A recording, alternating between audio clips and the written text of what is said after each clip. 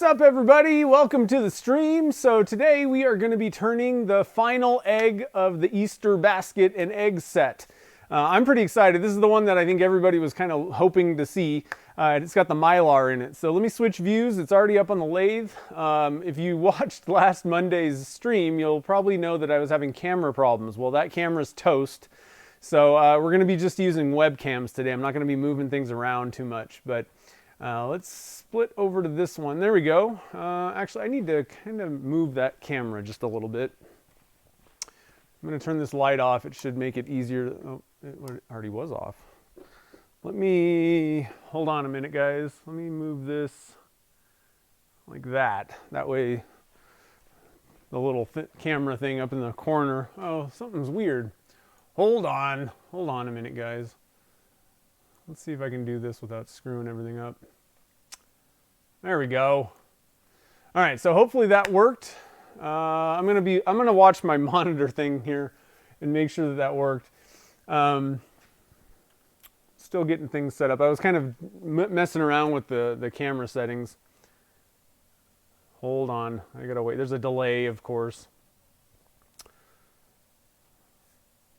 Oh, yeah. Oh, nice. It worked. You can do that while you're looking. So, I know you can't really see a whole lot right now. Let me try shutting this light off above this. Kind of, that might help a little bit. But it's ready. I got a glue block on. I epoxied it this time, and it's got the little Mylar shreds in it. So we're set to go here. So I'll turn that back on.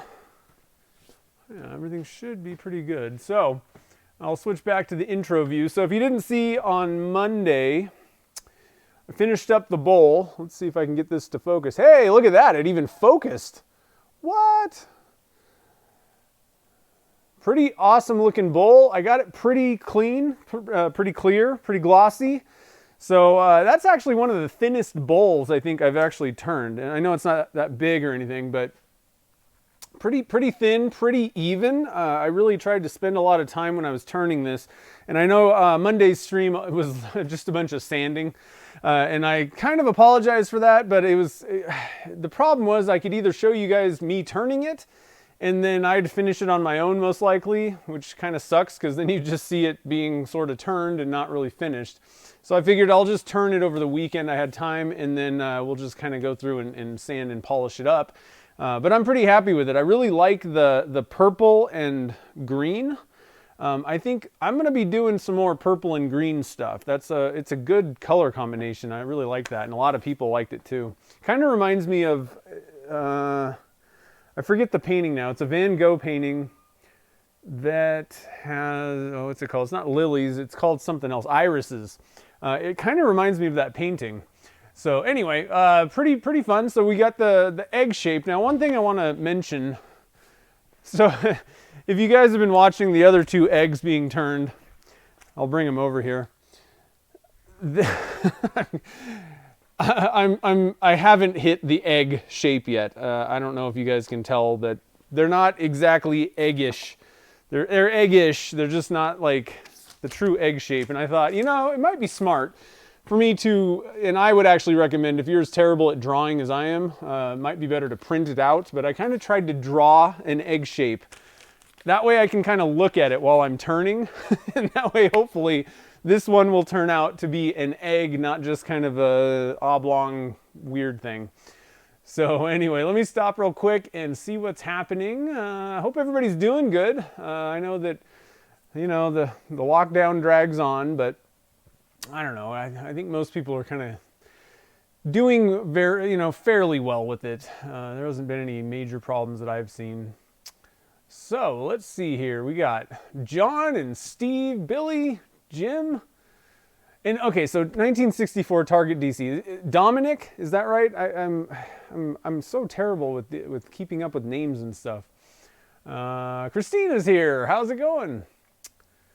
And Michael Barr's here. Oh my God. Eric's here. Eric's been chomping at the bit to see this thing turned up. I'm pretty excited too. So one thing about the Mylar. So, and actually there's a piece of it right here. Frank sent this stuff in, and it's like the kind of plastic iridescent stuff. I don't know if you could really see that on the camera or not, but one issue with that I've run into is that it doesn't seem to stick to resin, or the resin doesn't really stick to it very well. To be honest, I don't think anything's going to fly apart, and I knew that could be a problem, so I kind of didn't like load it up, you know, completely the blank. But that is an issue, so we may see some kind of cracking or weird stuff, and in that case, what I'm going to do is hit it with some CA glue, try and kind of fill in and keep things together. But I'm going to be kind of careful. I'll wear my face mask and all that stuff. I mean, worst case scenario, it could come apart, but I kind of don't think that's going to happen as long as I'm not too rough on the blank. So let's see, Daryl's here. Let me scroll down and let's see if I can, last day of quarantine. Oh man. Well, congratulations for getting out. Too bad you couldn't get out early on good behavior or something. And Tony's here too, sweet. And Frank's here. Thanks for all the good stuff that we cast. That stuff has turned out to be, Frank sent me all of the stuff that we've used for this project. So it was the paper shreds in the first egg, the Easter grass stuff. This one, everybody loves that one. I really like that Easter grass. That stuff's cool. And then we did Easter grass and a little bit of pearl in the bowl. And then this last one is the mylar. So big thank you to Frank for sending that stuff in. Thought it was on for 2 hours. Print out half the egg and use it as a template. Yeah. You know, actually, one thing that I've seen, and I can't remember, it might have been Sam over at Wyoming Woodturner. Funny thing is, he's not even in Wyoming anymore.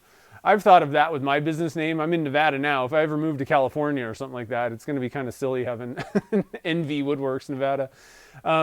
I think it was him though. He was actually talking about a sphere where you print out or draw a picture. Probably better to do it. Well, I guess you could use a compass, and you would put it. I can't remember where it was, but you shine a light over your blank, and it shines the outline of the blank onto that picture template.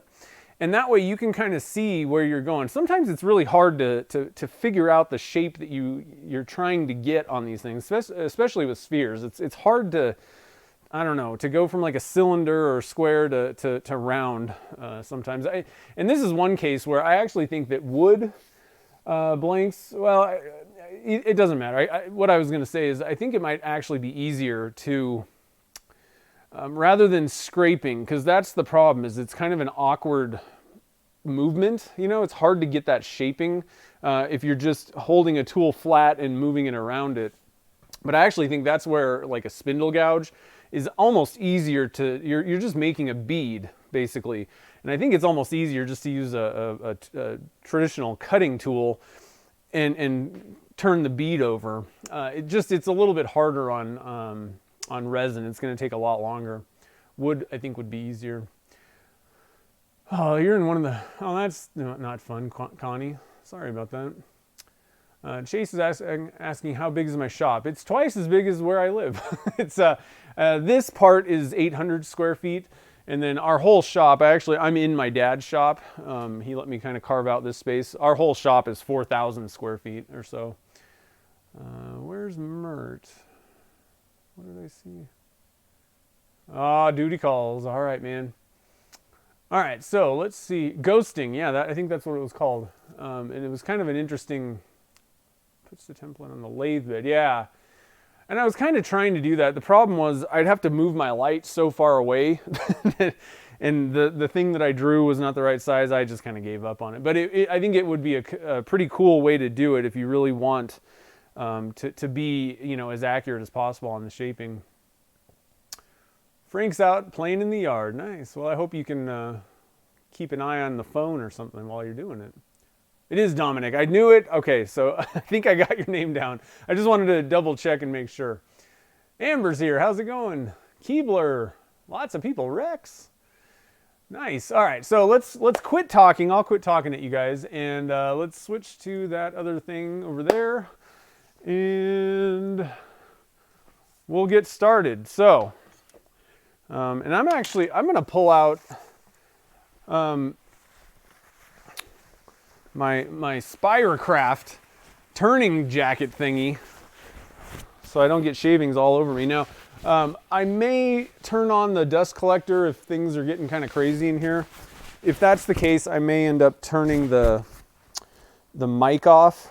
You know, it's pretty loud, so I'm going to keep it off for now.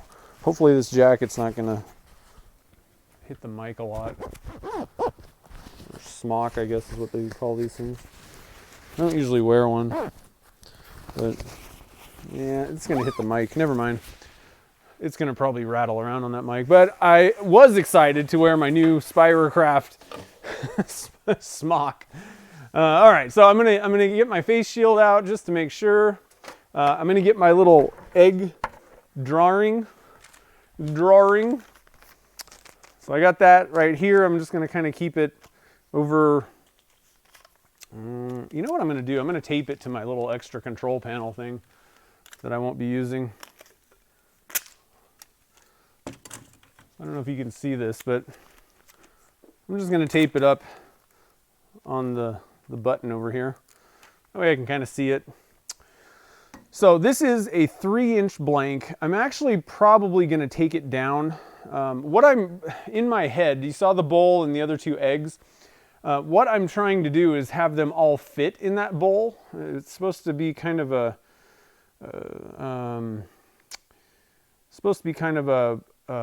Easter basket. And so I'm going to probably take this down just a little bit, maybe like 2.5 inches at the widest on the egg, something like that. We'll have to kind of see how I feel about it though. All right, I'm trying to open up my, there we go. All right, so we got the chat is here. And yeah, the weather's pretty decent right now. We just had a snowstorm. Of course, they shut down all the ski resorts, so I can't go snowboarding now. And I'm not really Mr. Backcountry. I've never really done that, and it's not really good to do that alone. I don't usually go with people, so I'm kind of bummed. But I'm kind of getting to the point where I'm like, well, it should just be moderately warm at this point because I don't want to deal with snow if I can't use it. All right, so let's get going here. I don't need to go too fast. So let me look at this thing. So again, well, shouldn't maybe tape that. So here's my egg shape. It's not perfect, but it's kind of a lot better than the other things that I turned. So it looks like the kind of widest point, you know, I think I'm actually gonna strike a line and just kind of use that as a guide when I'm kind of shaping this thing. Let me hold my tool somehow. So, like I said, I think somewhere in that general vicinity sounds pretty good to me. So I'm just going to kind of put a little bit of a Sharpie line on there, just so I kind of know where it might be a little bit low. Let's move it up just a little bit. Give me some room on the ends there. And got my little egg right there. So first, I guess first thing I need to do is true this up, so that line's going to go away.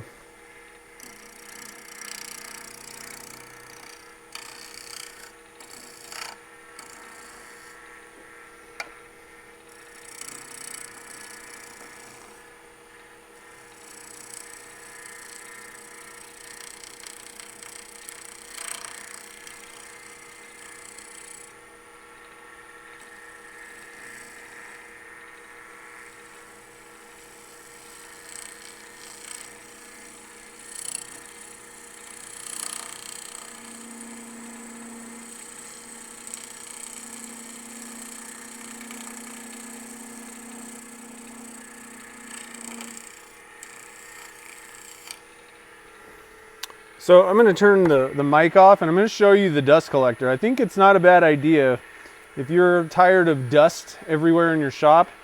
Dust collector by the lathe isn't a bad idea.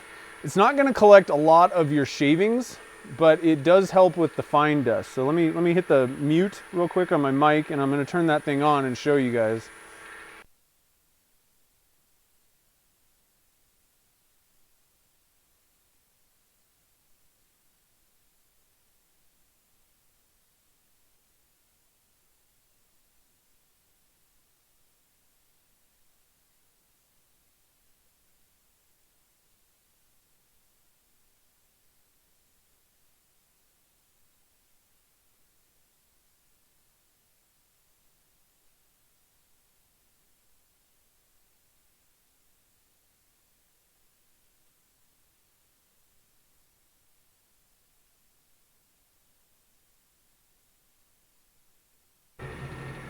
So not too bad. It does pick up, you know, a decent amount of shavings. It's just I wouldn't recommend, you know, you're still going to get stuff on the ground and all that.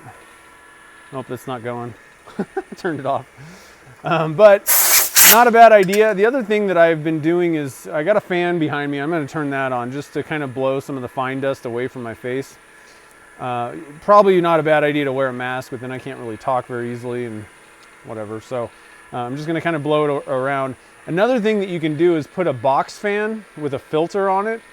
And those work pretty good, especially with the fines. They also have like the shop air filtration things that I got one of those. All of these things make noise, quite a bit of noise, so I don't really want to do it on the stream. But if I was doing this, like when I was turning that bowl, I had everything going at once. And it just, at the end of the day, it's going to make things a lot nicer. Still not a bad idea to wear a face mask just to make sure that you're not exposed to any fine dust. That stuff kind of, probably especially, I would say that right now, with everything that's going on with this virus, I would probably recommend definitely wearing, you know, a face mask right now, because you really, it's a respiratory disease, right? So anything you can do to keep your lungs healthy, I think is a good idea. So, you know, definitely pull out your mask when you're doing dusty stuff in the shop. And I think that it will actually probably be a better way to go, especially right now, just to keep everybody safe. So just to mention that. Graham's from Australia, nice. And Deborah's from Liverpool, nice. Pretty cool. Pretty cool. Fort Pierce, nice. Welcome, William. And all kinds of stuff. I don't want a trial for whatever. Dancing resin ribbons, yeah, I know. So, we got a little piece right here. I don't know. We'll have to see how this goes.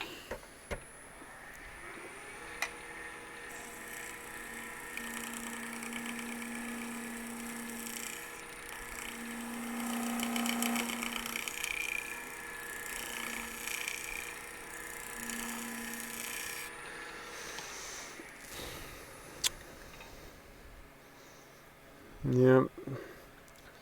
That piece kind of ripped out. It may have just been just because it's on the outside. I don't know. I'm going to try and cut away some more of that and just see what that's looking like.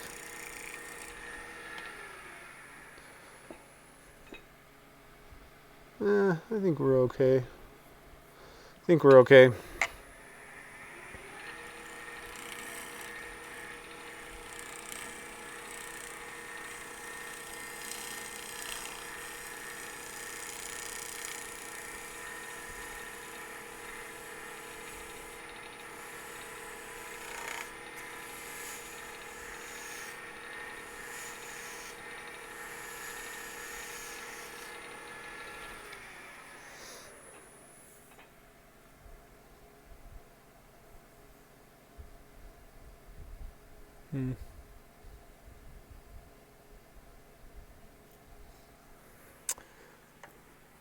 I think just to be on the safe side, I'm going to douse this with some super thin resin or CA glue right now.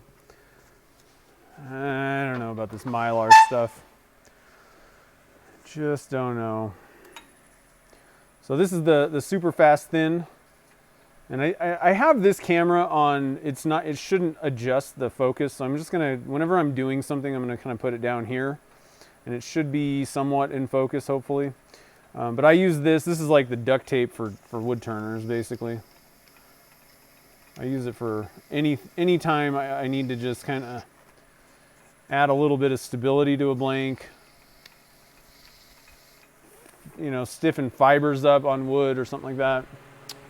It's kind of the all-purpose, general purpose special thing. And I got it all over my hand, so I'm going to... I don't like CA glue on my fingers.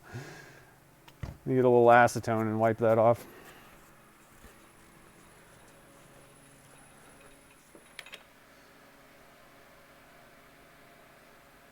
And what that'll do, that super thin stuff, it'll kind of penetrate little cracks. So if I have some areas that are starting to kind of crack on the blank, hopefully that will help keep it together. Like I said, I don't know, but dousing it with a little CA glue is not going to hurt anything for sure. Better safe than sorry. So I'm just going to hit this on the outside with an accelerator. It should be dry by now, but I just don't want to be turning away and flinging CA glue into my face mask. Yeah, the dust wrap things are all right. My problem is I really don't like things covering. I've looked into those, but I don't find that pens are really problematic. It's just not enough of a problem for me to worry about. Where I run into where I have problems with dust is larger blanks, spheres and things. And what ends up happening, you can see there's just fine dust, and it ends up covering my entire shop if I don't have as many things trying to collect it at the source. And I also find that, you know, when I go home, if I haven't been wearing a mask the entire time, I have allergies. So obviously it's getting into my lungs and it's not good. All right, so let's keep going here. Now at this point, I want to put that line on. So I think right there, maybe.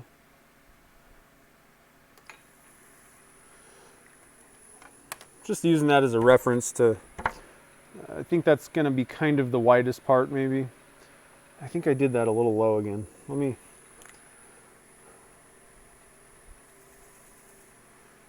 put it right there. All right.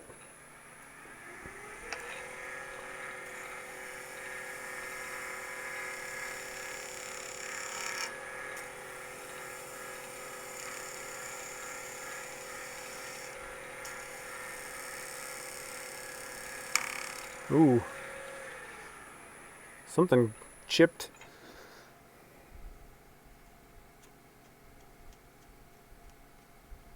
I don't know, guys. I'm not going easy on it right now, so I might have to go a lot easier.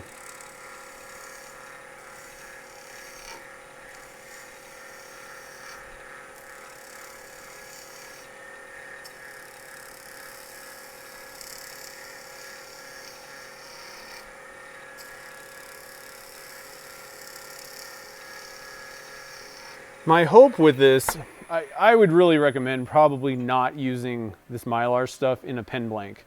I really don't think that's gonna, I have tried something similar and it really did not work very well at all. One of the problems is with a pen blank, you're turning it down so thin that it's just, the material is gonna be weak. Now something like this that's a larger mass, and if you don't like load it up with that stuff, I think you can probably get away with it. But you know, you really want to kind of be careful with stuff that doesn't really adhere to the resin.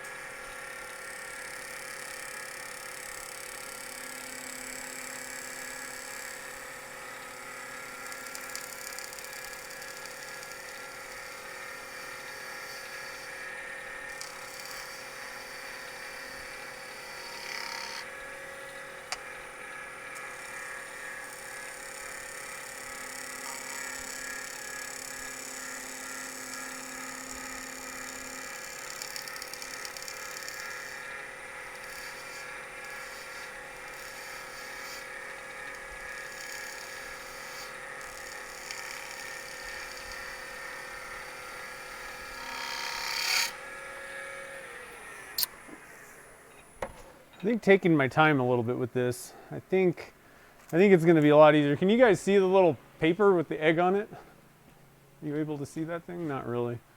But I think it's going to be a lot easier having this visual cue. I mean, I could even put it like right here.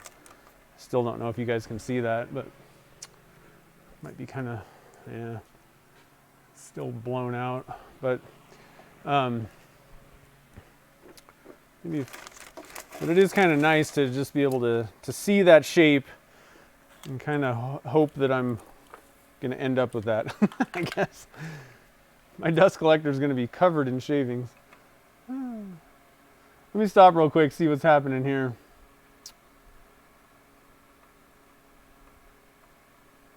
Nice.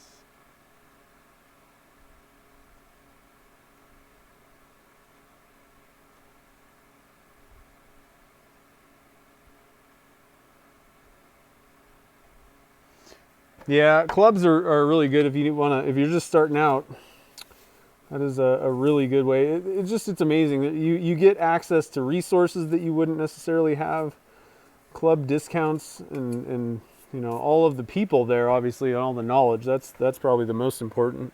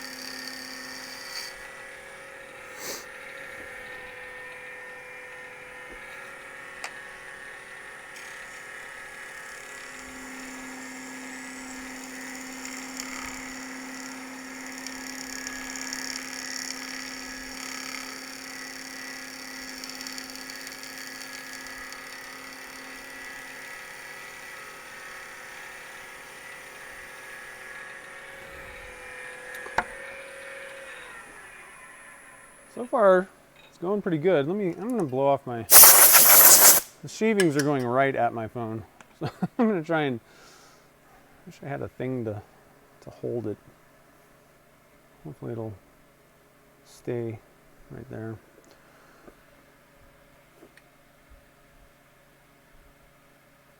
Oh yeah, really, there's not that many turners? You need to start up a club.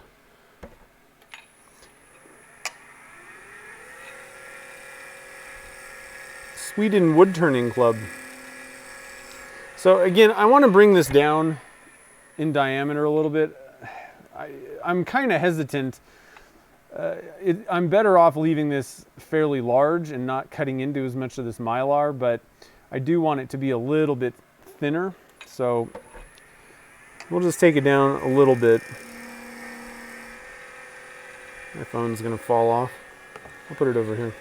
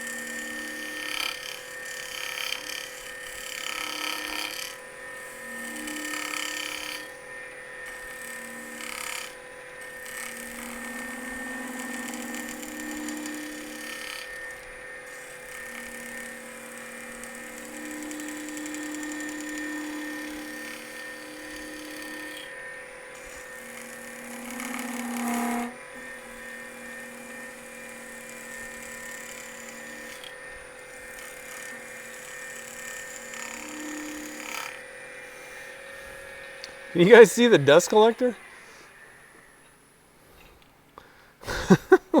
It's totally covered in shavings. Oh.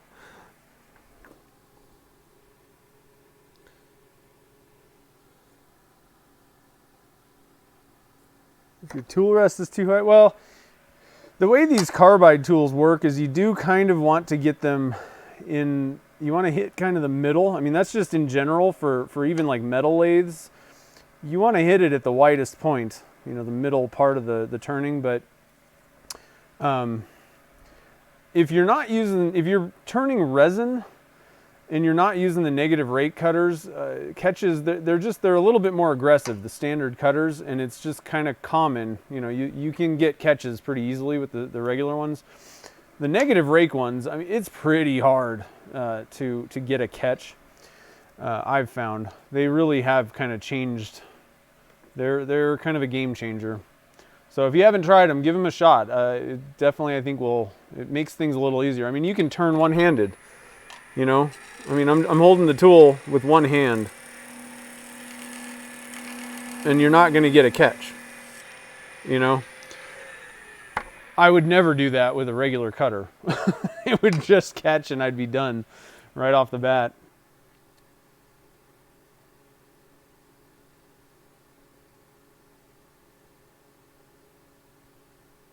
Yeah, Eric's, that's what, and it's not, I'm not like, you know, I'm not like sponsored by Easywood Tools or anything, but when they showed me these things, I flipped out. I was like, that is the answer. Because the way people used to do it is they would, like Carl Jacobson, he's been using Easywood Tools, you know, he is sponsored by them, and he would literally lift the tool handle up at a ridiculous angle and turn that way, and it wouldn't catch, but I mean, it's so uncomfortable holding a tool that way, it's ridiculous.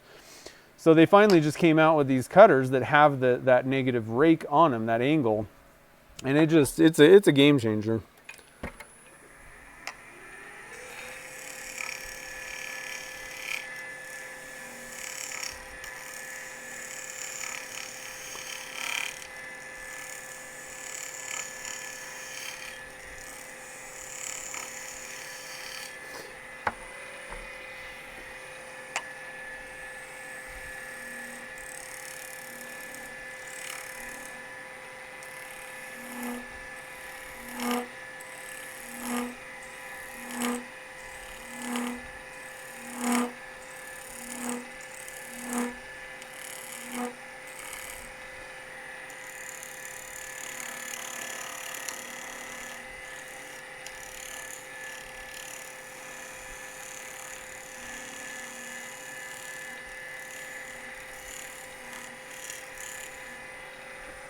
Trying to thin this blank down a little bit.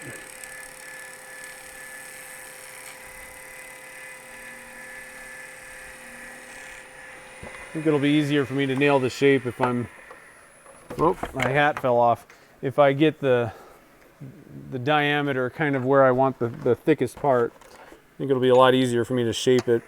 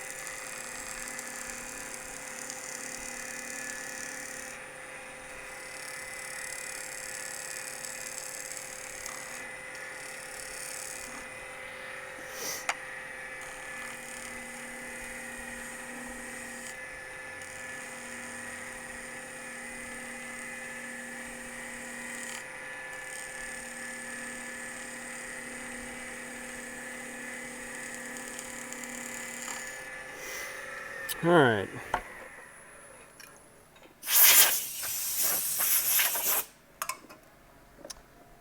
I definitely think this thing's gonna look cool once we get it finished up.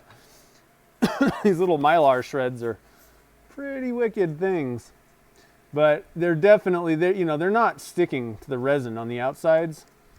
I mean, it's just, so it goes to show you, like I said, I really would be, I would caution you not to use this stuff, especially on a blank that is going to be turned down thin. It's going to split apart.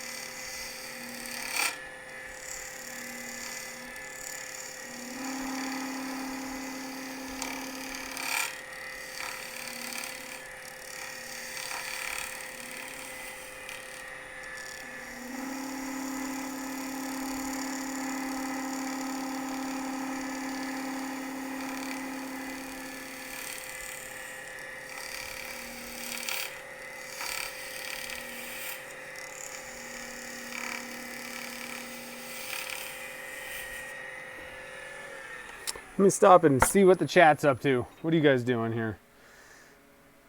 Yeah, give the negative rake cutters a shot. You know, just get one. The nice thing is if you already have easy wood tools, so, or some sort of a carbide, and they're pretty much just a straight replacement. You don't have to buy new tool handles. They fit on the same tools. As long as it's, you know, as long as whatever tool you have fits the easy wood tool cutters, you're good to go.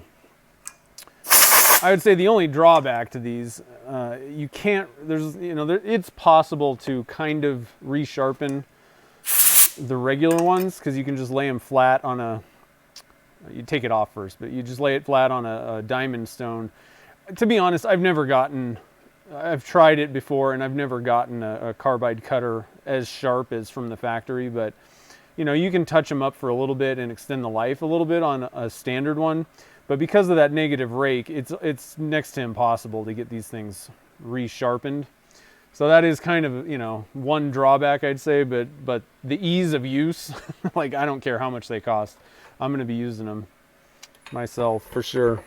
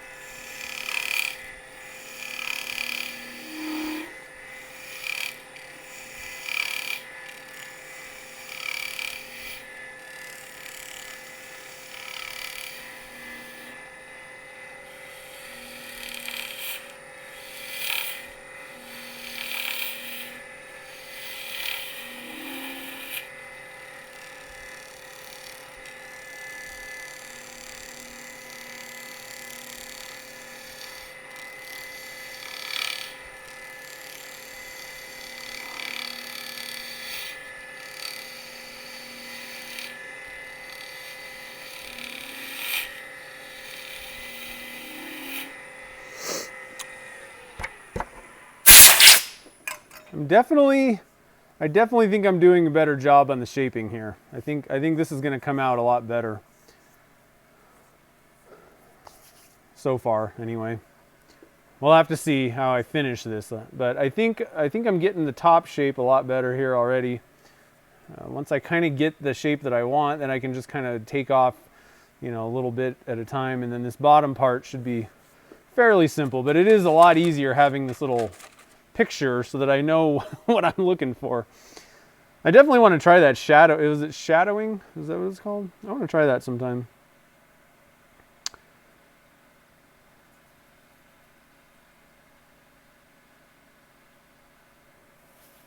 Got a lot of shavings here. That's going to be a fun cleanup. Thanks, Billy. I think this is going to look pretty good. Matt likes the negative rake. Yeah, I haven't had anybody say, oh, I tried the negative rake cutters and they suck.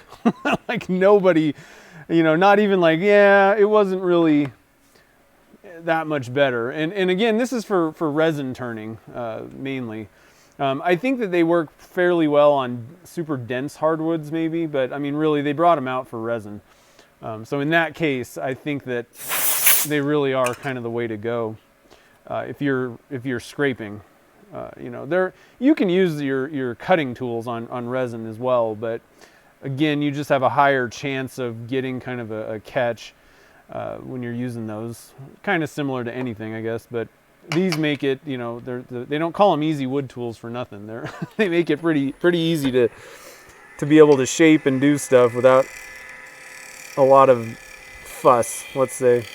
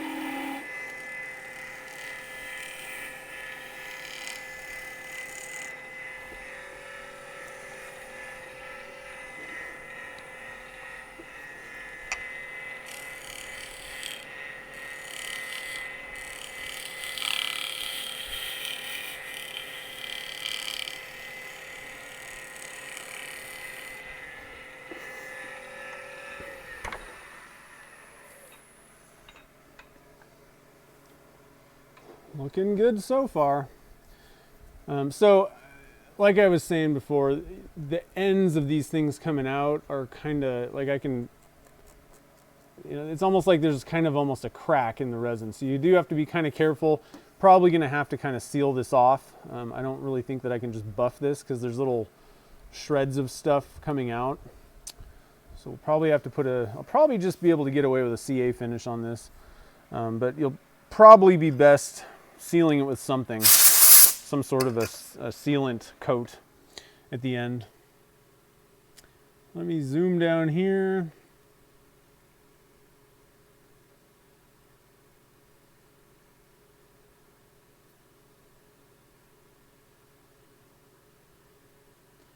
Let's see here.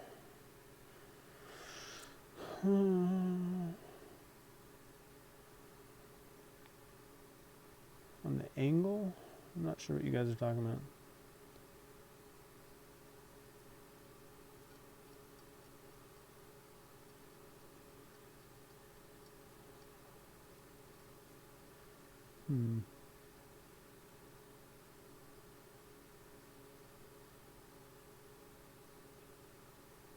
Oh, I see what you're saying. Like cut the angle on the regular cutters.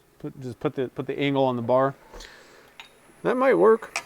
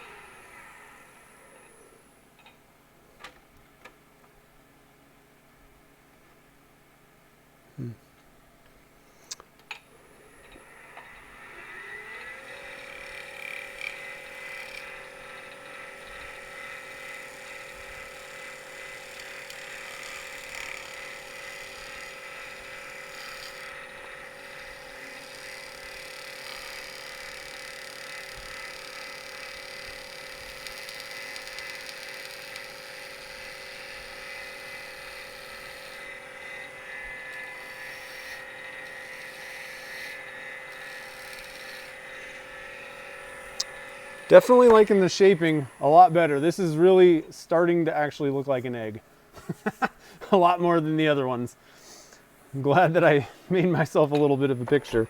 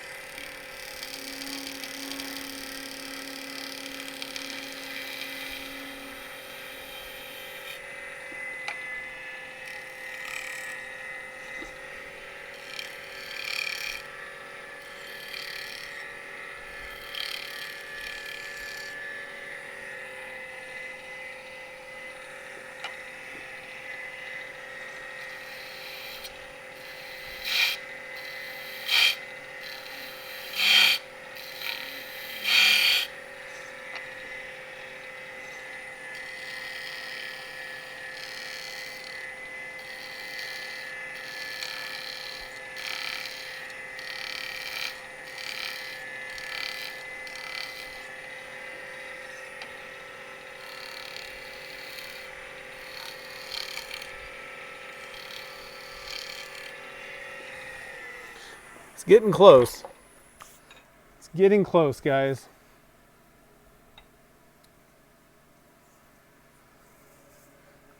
So I'm going to try and kind of finish off the top part here. And we'll start sanding this thing.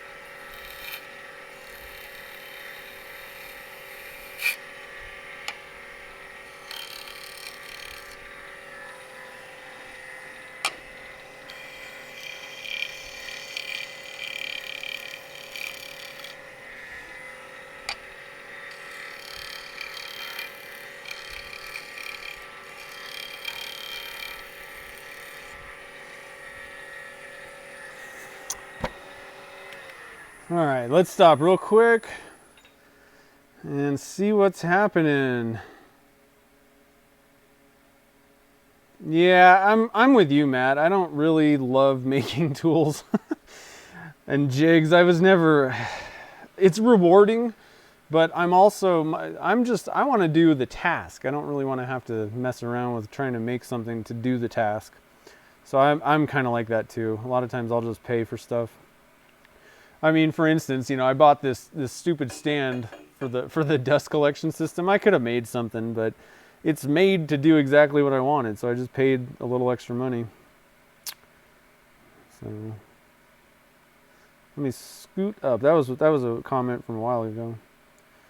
Jen, what's up? How's it going?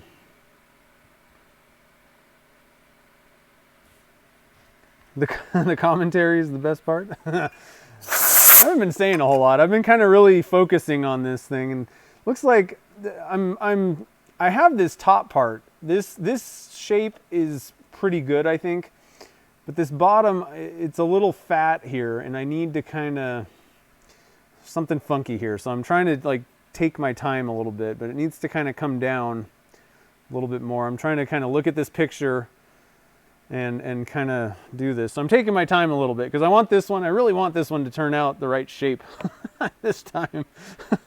I keep saying I'm making eggs, and they're sort of eggs. I mean, I never claim that I'm an excellent turner, but I mean, really, I should be able to make an egg shape, I think. So I'm just gonna focus a little bit, and hopefully we'll get this thing going on here.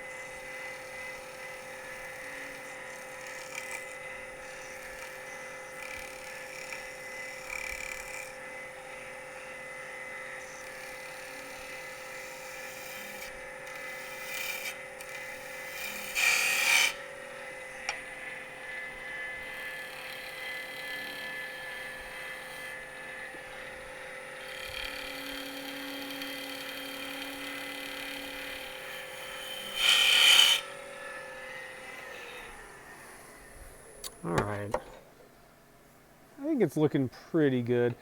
One thing that I'm going to do, I'm going to leave this pretty thick for quite a while. I think I want to get a lot of the sanding and all that kind of stuff done while I still have a little bit thicker base down here, just because there are, you know, the mylar in here makes it not super strong, so I don't want to be pushing and doing stuff without the tailstock, without having a good amount of resin holding this thing on.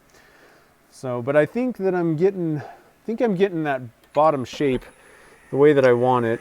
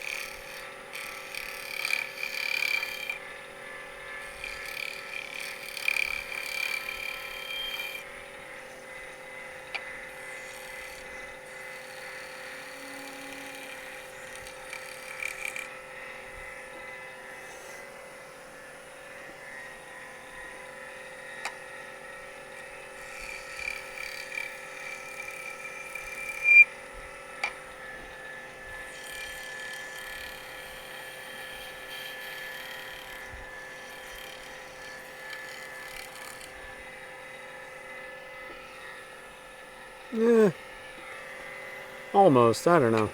It's not exactly the same shape as this thing. I'm having trouble getting that exactly, but it's a lot better than the other ones, so no complaints here.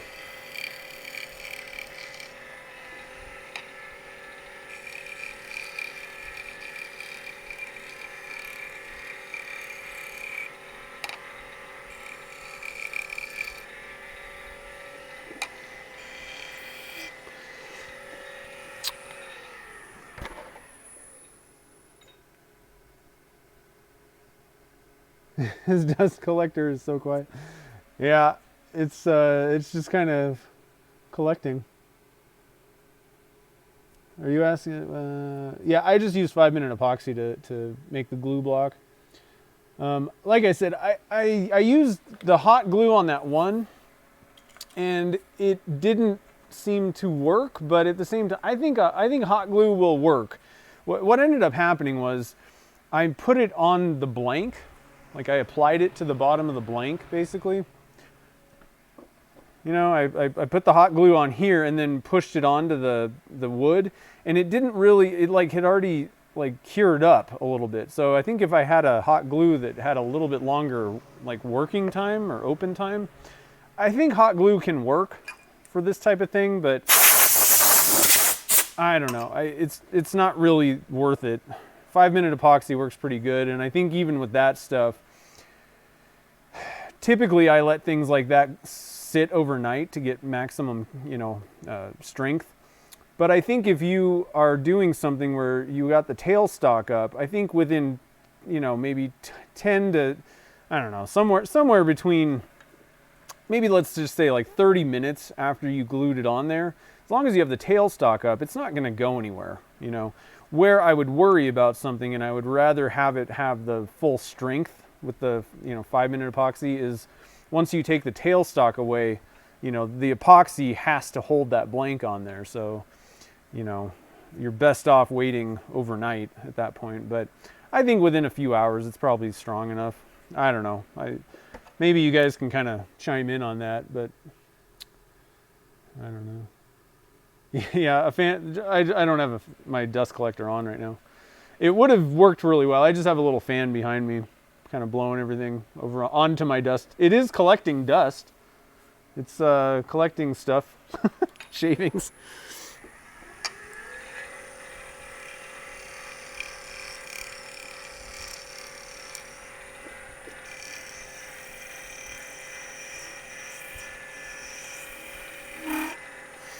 All right, so at this point,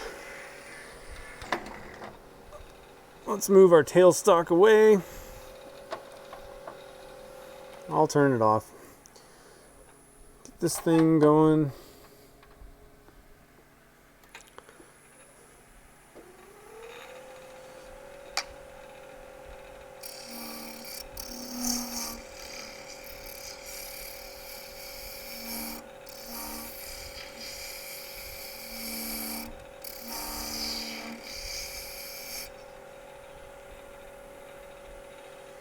Do have a little bit of a vibration in it. Might not have had the tailstock, like the hole centered, because it's kind of vibrating. Let me try and tighten up the blank just to make sure that's not it. I don't think it is, but tighten this up. I'm gonna chuck just to make sure, but I think I kind of had it. I might have had this tailstock kind of not dead centered. I had a little pinhole in the blank, so I'm actually going to kind of bring this back. I'm going to kind of have to true it up again a little bit, so it kind of sucks, but hopefully everything will be good.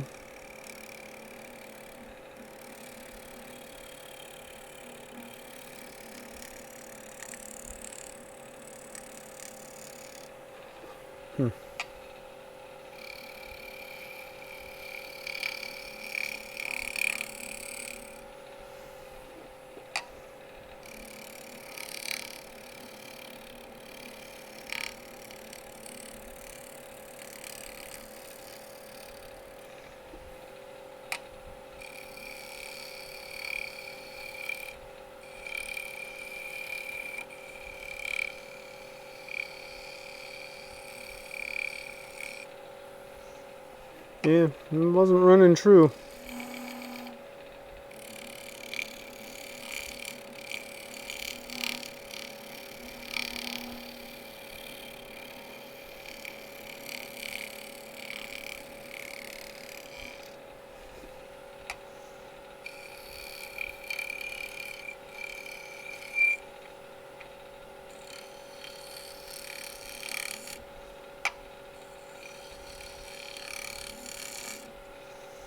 So I'm trying to be pretty careful.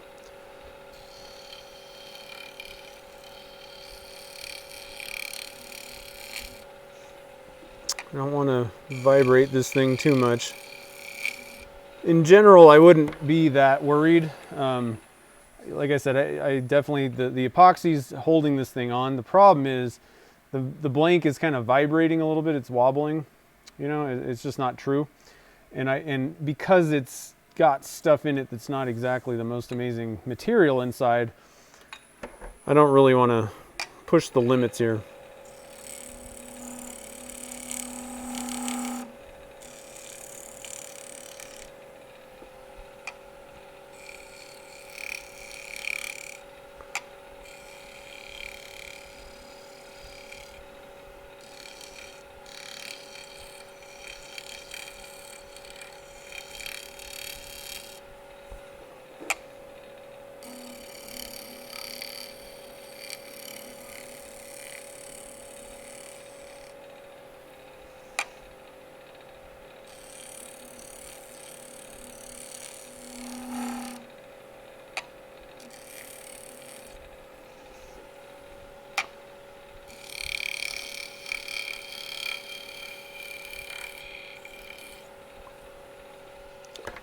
Kind of disappointing because I had the shape the way I wanted it.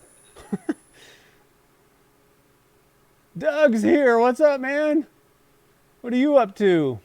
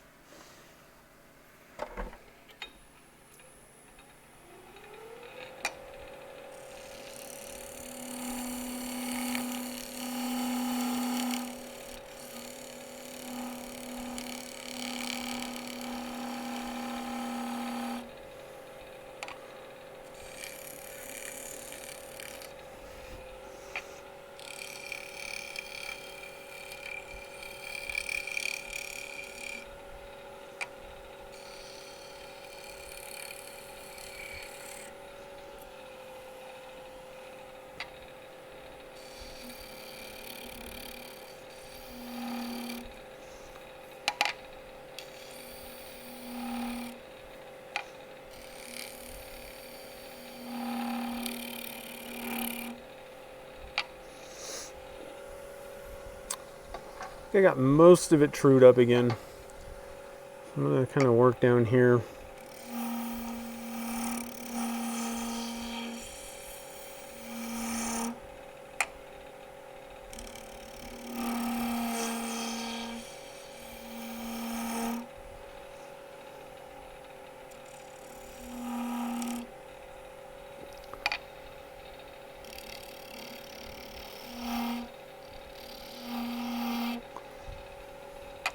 A little vibratey.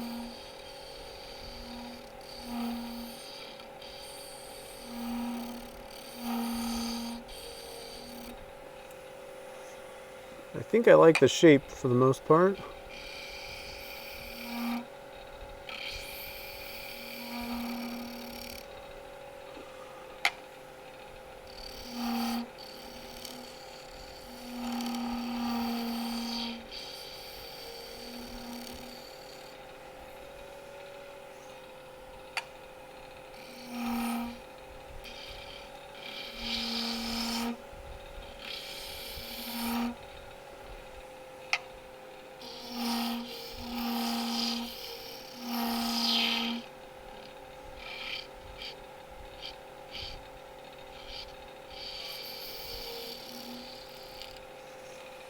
All right.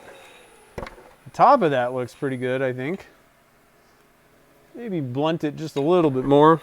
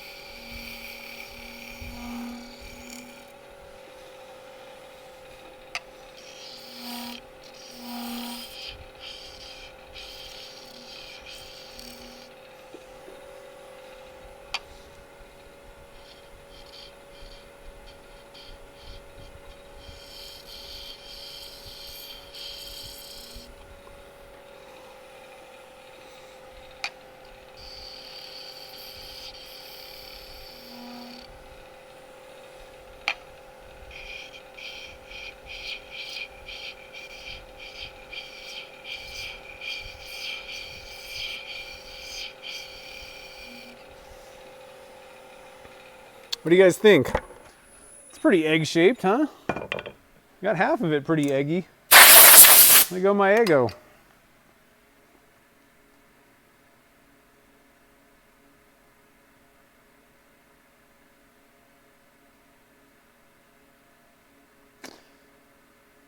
Best kind of resin, well, Jay, it kind of depends on what you're doing, because certain things are going to require pressure regardless of the resin you use, even if it had a 30-hour, working time. If you're putting stuff in it that is going to cover the top, the bubbles just can't float out no matter what. So in that case, you would need pressure. And if you're trying to do color swirl, you have to wait till the end of the working time anyway, and it's setting up. So, however, having said that, your slower setting resins that have at least like a 30 to 45 minute working time probably would be the best shot, and there's tons of them out there. Kind of pick your choice depending on your budget and all that kind of good stuff. Let's see, yeah, I still got to do a little bit of shaping. I'm going to pull out one of them. Everybody loved the rubber chuckies. We're going to pull out another rubber chucky thing. That way I can kind of hold on to this, provide support, but not dent the tip again. And again, the company's Rubber Chucky, rubberchucky.com. And the thing that I'm using, this one, they come in a set, but this one's called the Everything Chucky. They got a ton of different things. They are pretty nice. If you don't, again, I'm not the type that I don't really want to make jam chucks and all that kind of stuff. These things kind of make things a lot easier. For people like me that don't want to mess around with it. And there are some things that they make that just work the best. Better than if you made one, unless you made it out of silicone or something. All right, so I'm still not loving this bottom part. So I'm gonna come back and do a little bit more shaping down here. It's just, there's kind of a ridge. Kind of bows up, so I need to take it down.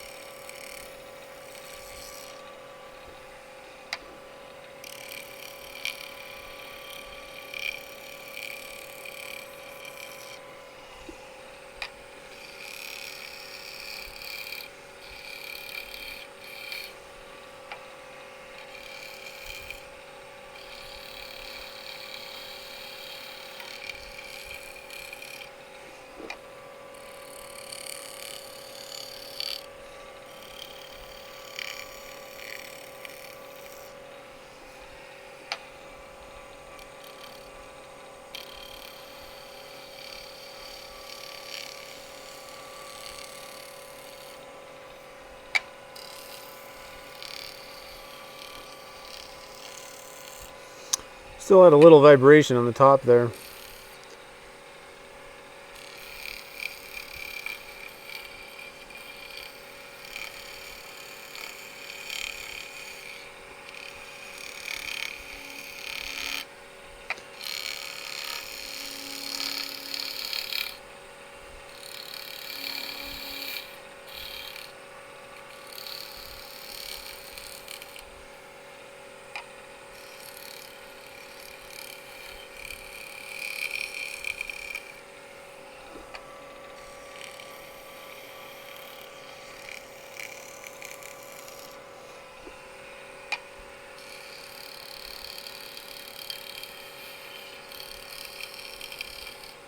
All right, this thing's looking pretty good, I think.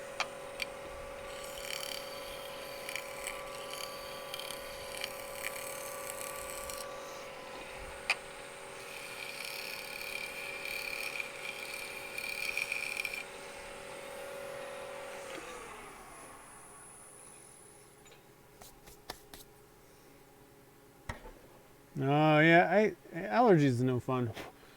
I've had allergies, my rubber Chucky, you're the one. I know. They are pretty good.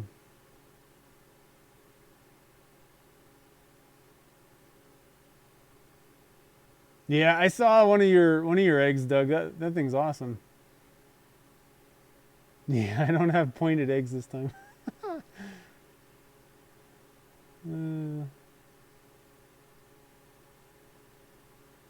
All right, is the chatter? No, the chatter is because I had, when I brought the tailstock up, there was, I put like a center hole, and it kind of had it slightly off, because there's like a point on the tailstock, or on the live center, and it wasn't running true. And so when I took the tailstock off, it just slightly moved, and it was not running true. So I had to kind of re-true everything up. So I'm just gonna make sure, because I took a little material off the top here, so I'm gonna come back real quick and just kind of work on this, because I think I got my shape a little bit off.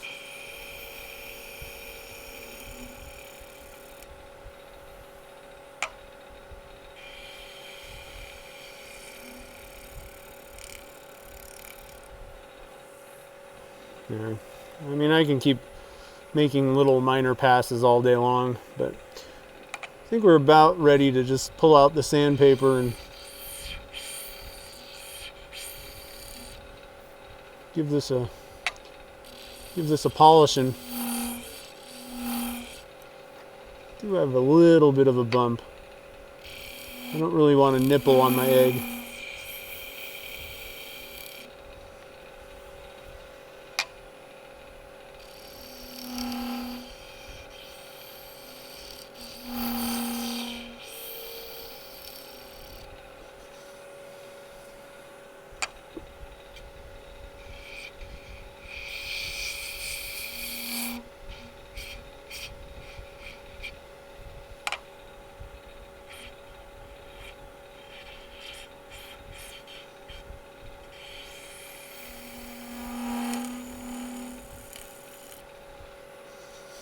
There. And I'm just going to do a little bit of work down here at this other end.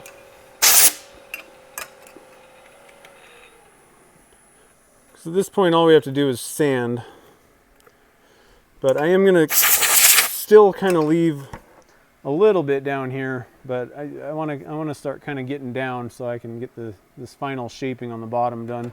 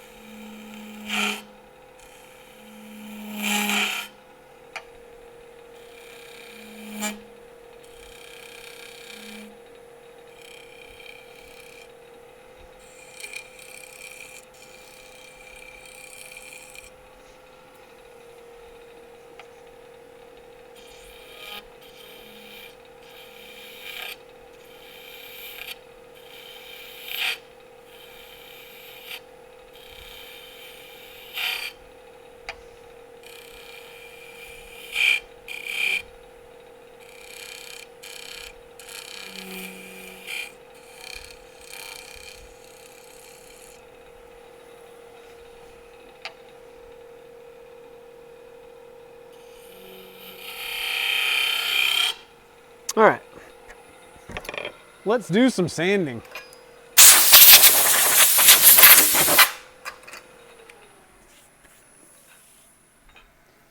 It's looking pretty good, guys. We're gonna have to start a little bit lower. Well, you know what? We're gonna try and kind of smooth some of this out a little bit with the tool and take some real light cuts. Just try to kind of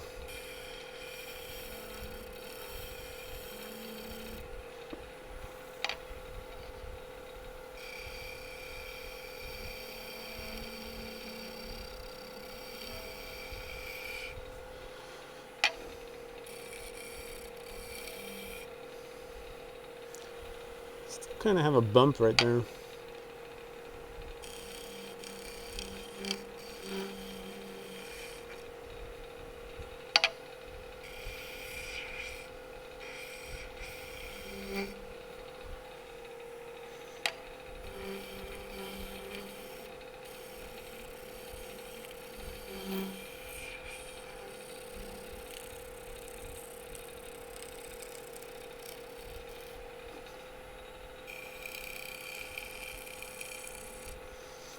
All right, that's probably about as good as I'm gonna get it. Still have a little bit of a vibration, but who knows what's causing that. The surface isn't too horrible, but I'm probably gonna start around 180 grit, which is kind of low. And if it doesn't seem to be working fast enough, I'll probably drop down to 120 and just kind of have at it. So I'm gonna start with dry sanding. At this point, I am gonna turn the dust collector on because I don't really want to be just breathing sanding dust. I'm gonna keep my little egg picture handy though. So let's move this. So I'm gonna probably just turn the mic off for a sec because this dust collector is ridiculously loud. This is probably gonna be hilarious when I turn this on. Let's see how this goes. It's probably gonna go poof. Oh, where's my? Uh-oh, I lost my clicker for the dust collector. Where'd it go? Probably covered in dust. Hold on a second. Let me get my face mask off and... Ah, I found it. Fell on the floor. I got this wired up to a wireless clicker thing. Here we go.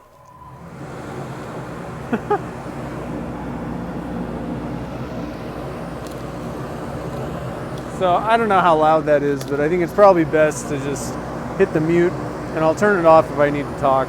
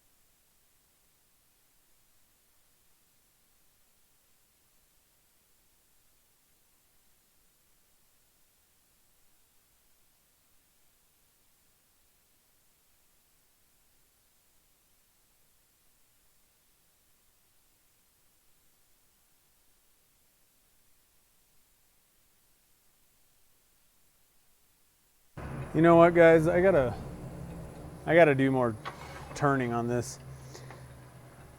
I didn't see until I had this black background. There's like I'm on one line here, and then it kind of bumps up and it's on a different line. So I'm gonna bring back the little Chucky guy, and I'm gonna try and fix the shaping that I put on there.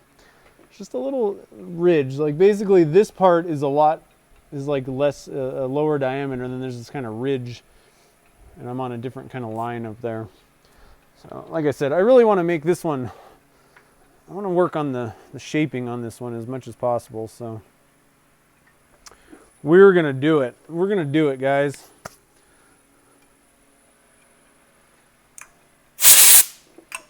Let me get my face mask back.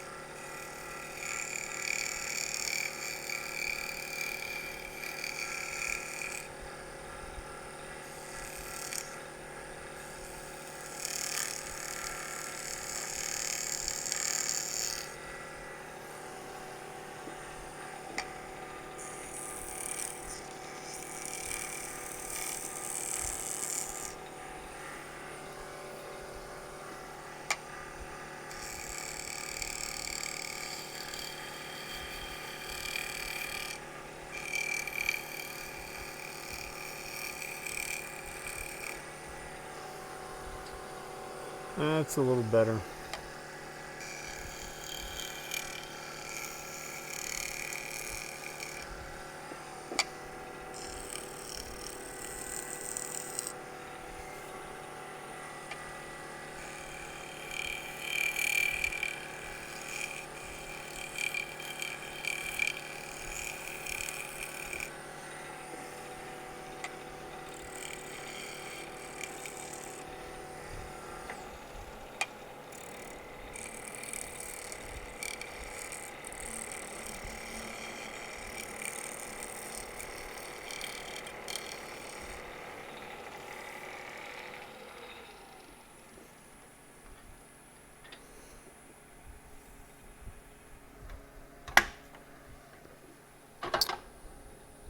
All right, let's just make sure this end is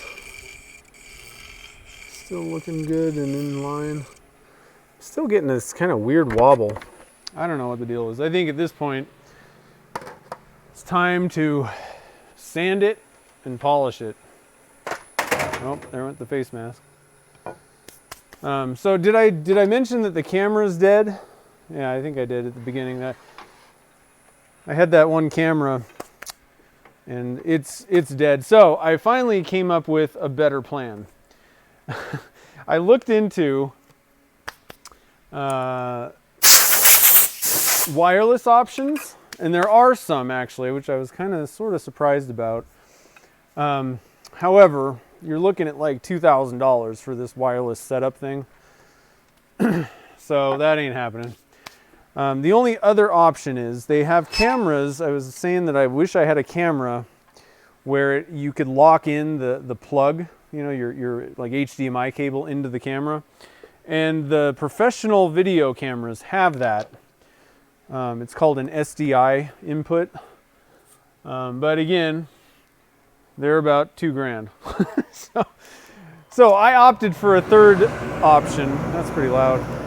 I opted for the third option. I bought the same exact camera and I got a 3-year warranty on it that's like, even includes like water damage. So that way, oh, and I'm also gonna be doing something with the cable where it's kind of separated. The problem is I'm always panning that camera around and moving it. And so the connection to the camera, the plug, it bends the connector inside the camera and ruins it.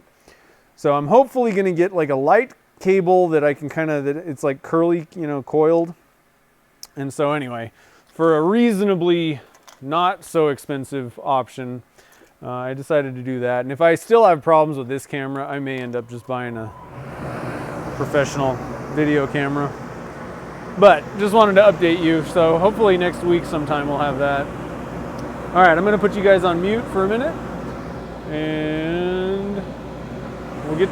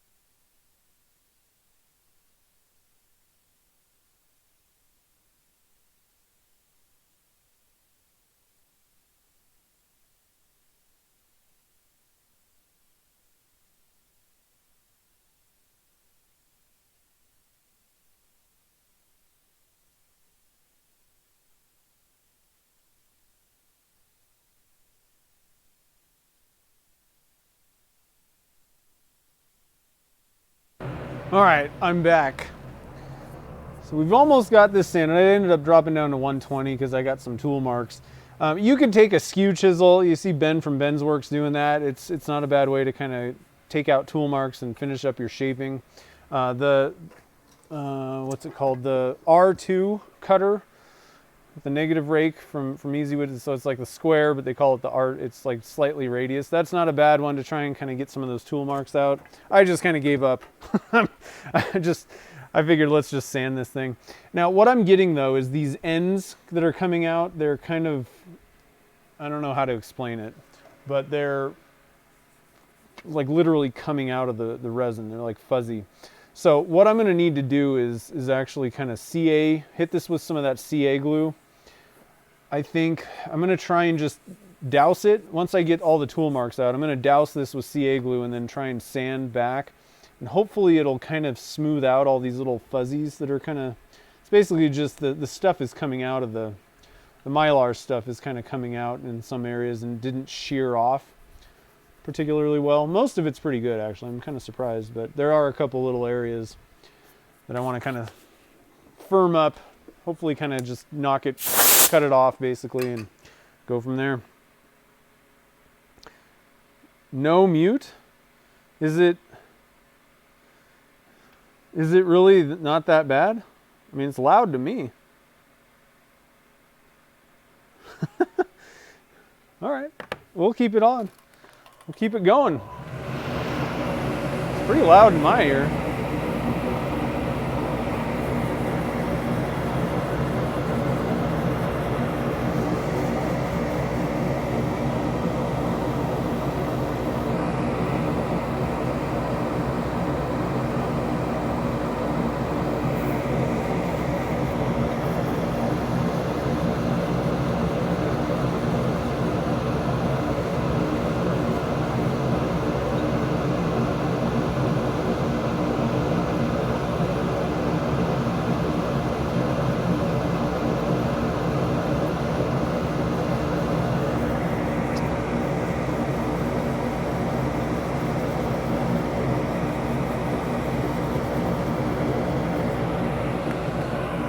Alright, so I think that's pretty good.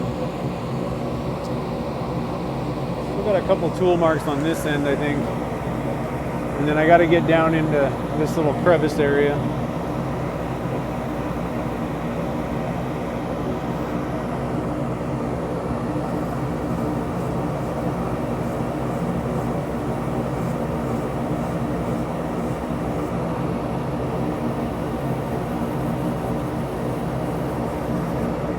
I am pretty excited to see how this thing looks.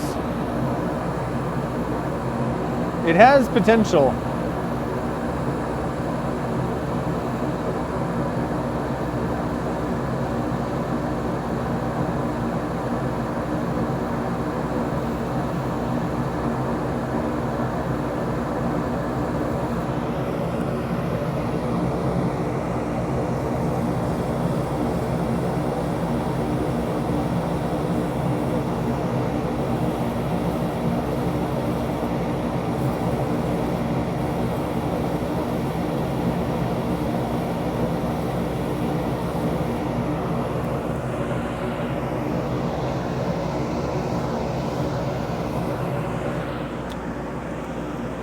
Okay, so I think the majority of the tool marks are gone. So let me look at this and see if the sound is terrible. It's a hairy chick.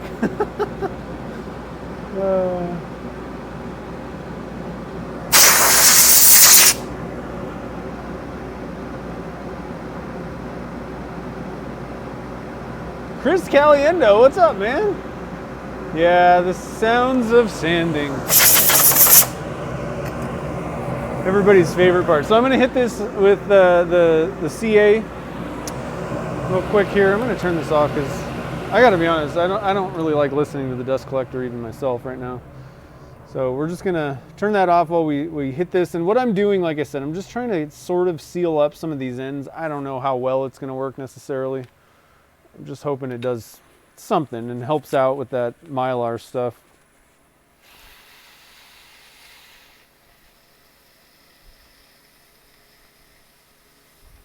And what I want this to do is seep in a little bit and just kind of firm up. I think I'm almost out of CA glue. Kind of firm up the little ribbons. And hopefully what I can do is just kind of cut them off, basically, when I'm sanding. just didn't cut with the tools.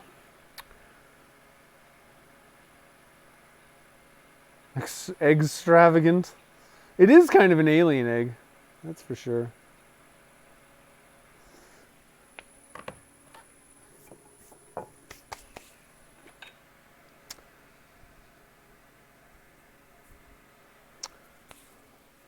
So it's mostly dry. I'm just gonna make sure that everything's fully dried.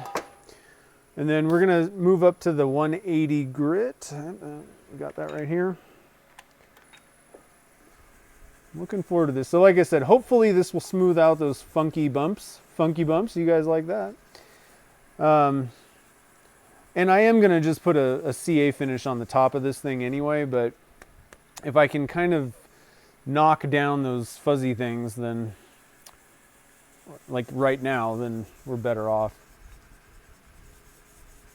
And I don't know if it's going to work for sure or not, but hopefully.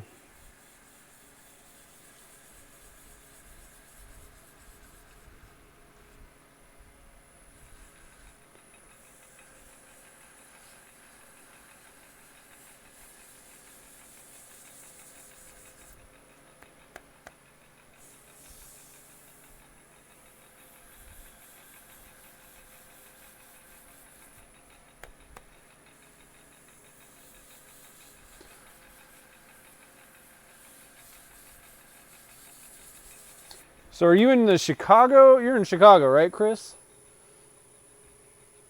Natural eggs have funky bumps. I want this to be an unnatural, supernatural, smooth, supernatural egg.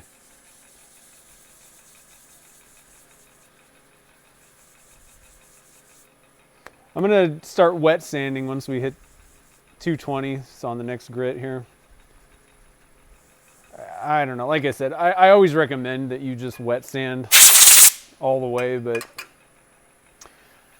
when I'm doing, you know, a lot of like trying to take out tool marks and doing stuff like that at lower grits, it just having to dry it off every single time just to look and see if you got the tool marks out. I'm just kind of lazy. So it's up to you. I don't know that it's fully necessary. I think if you start wet sanding at like 220 and keep on going, I think that's probably good enough. The main thing is you just don't want to burnish in scratches. So always clear your, you know, that's why I'm flicking this thing all the time. Always clear your sandpaper out. Don't let it build up.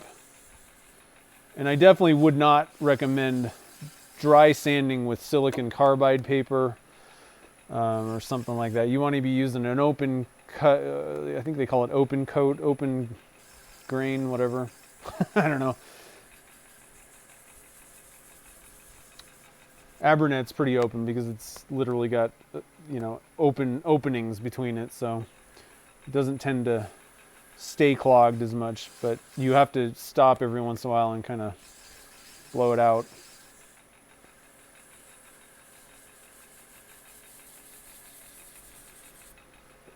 All right, so let's see. Yeah, smooth. Got a little bit of a funky area. It's not a funky bump. It's kind of just a weird thing on the end there, but I think we got rid of all the funky bumps for the most part. This is nice and smooth now. So I'm just going to keep going with this 180 grit here. I got the lathe going about 300. I'm going to actually, it was going about 350. I'm going to drop it down to, yeah, now we're a little bit under 300. We don't need to be going super fast. I generally find that it actually works better if it's going slower. So let me stop here. Ah, you are that weak.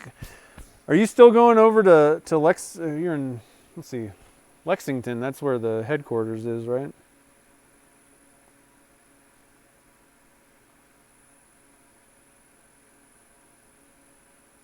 It's loud to me. Yeah, I know, but the microphone is at the same place where my ears are, so.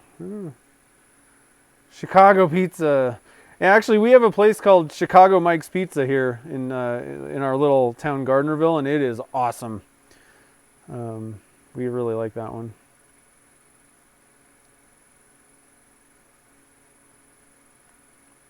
Extreme. You guys are killing me.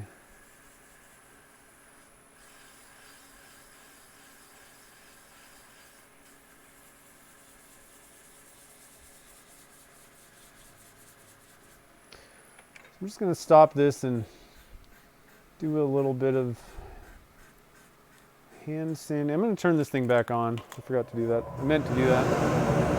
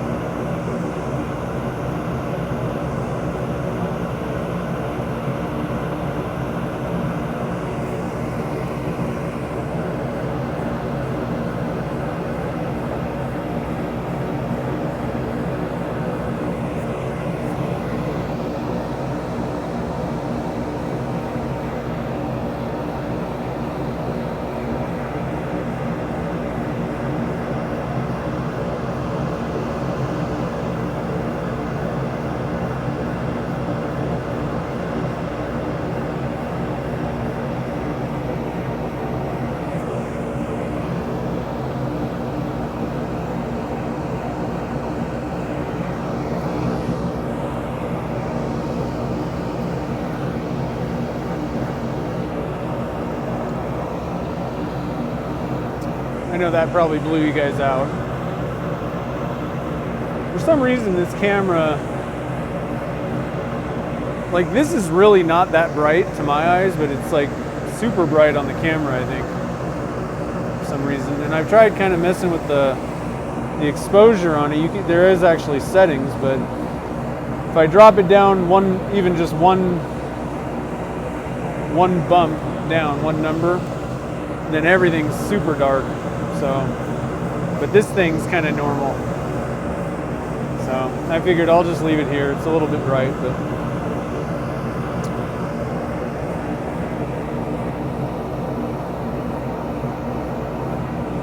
man, I've been doing a lot of sanding lately, guys. I usually don't turn this much. I need to pay someone to do all my sanding for me. That would be a good investment.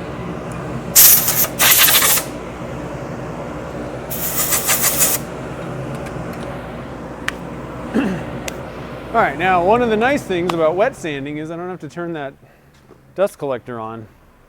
So you guys know the drill. Pulling out my ShamWow. In fact, I think I'm going to get my tool rest out of the way completely.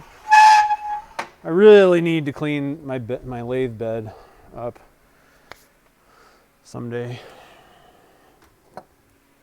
It's on the, yeah, I'll get to that someday list. For some reason, we've had a problem with acid. I know what the reason is. My dad had a vat of acid, but, well, we love having you, Chris. Thanks. Tell you what, man, the number one hollower. You know what? When Carl was like, oh, the number one hollower is my favorite tool, I was like, are you kidding me? Look at the tiny little cutter on that. Now I know. Now I know. Carl knows best. This thing is great for resin.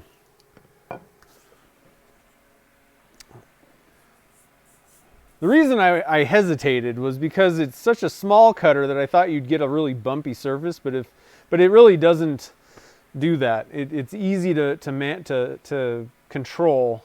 I especially like using it on like a pole cut.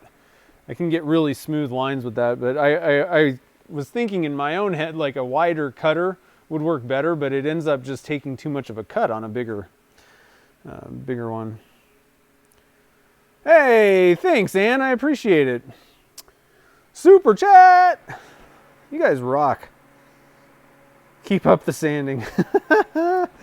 Yeah, I know. Yeah, right. I couldn't. Gretchen's not doing it. Gretchen is not going to be doing any sanding. She doesn't even usually come to the shop, honestly. Okay, so let me get my little sandpapers out here. We got a 600. Let's see. These ones are in order, I think. 180, 220. Here we go. Here's my little sandpapers. Let me get my cup. And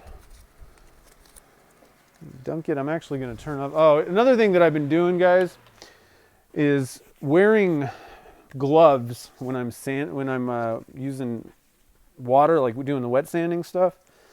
And it's really, my hands have been just dried out on the tops and stuff, and so I think that gloves are not a bad way to go.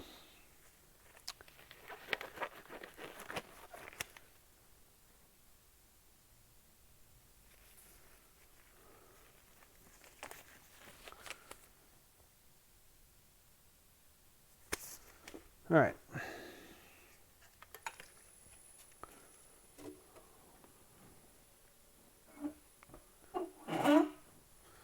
Kind of get that thing out of my way too.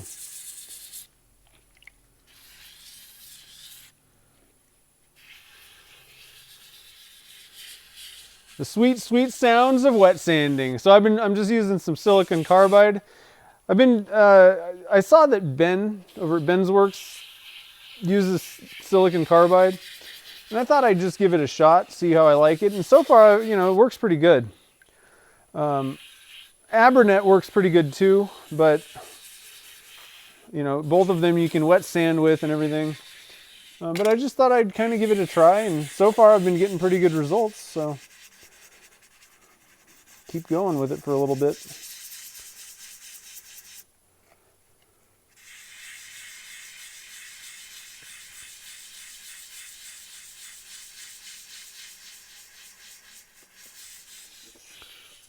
I can pull my phone back up here, and I can sand and look at you guys, see what's happening.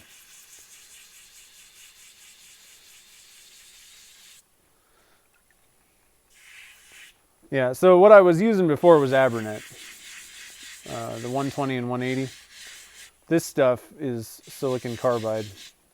It's basically just wet dry sandpaper. Most people know it as just wet dry sandpaper. It's what they use for automotive stuff. One thing that I would say, it's a little bit more similar to Zona. It's not exactly the same as that either, but it's a closed grain or grit or whatever they call it. There's a lot of particles basically. I would say that might be the one advantage maybe over Abernet, where there's a screen here, so I mean there's holes in it basically. You might get a little bit more coverage of sanding. I don't know, like I said, I think either way it works fine, but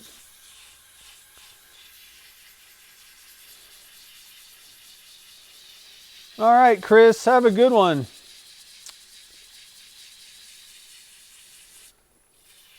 Yeah, hopefully I'll get this thing done. Should be able to get this thing done before I gotta leave.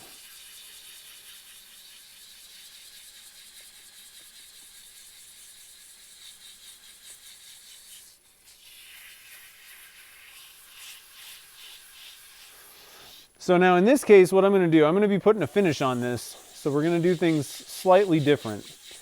I think what I'm going to do is sand this up to, I think I'm just going to keep going with silicon carbide and just sand it up to 1000 or so, I guess.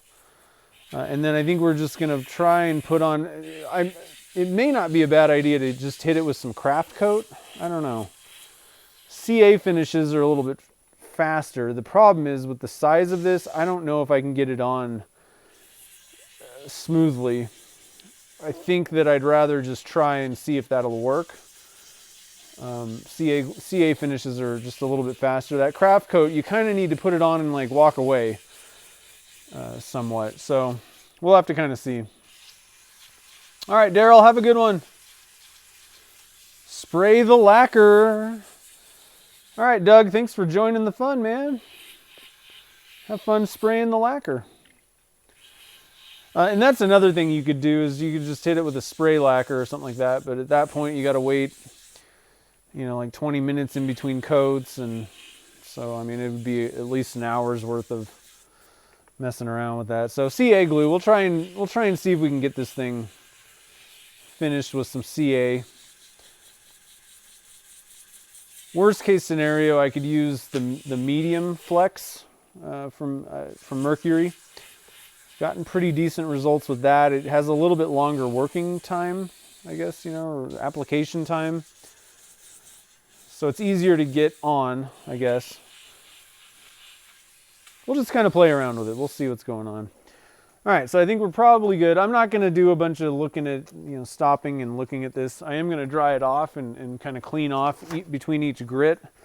But I'm not going to microscope this thing because I've found that as long as you're somewhat diligent about your sanding, you can usually get away with a little bit more than if you're going to be putting a finish on. You can kind of get away with, a few more scratches here and there because that finish is basically going to fill in the scratches.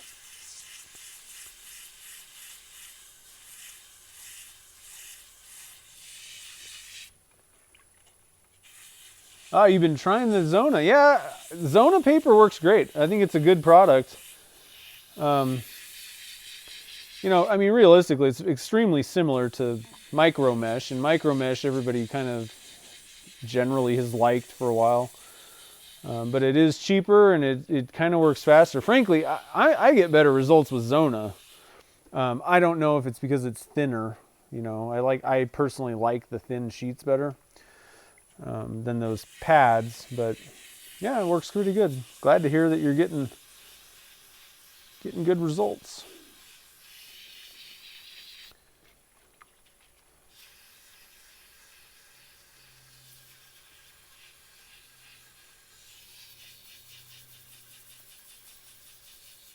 So we're on 400 grit right now.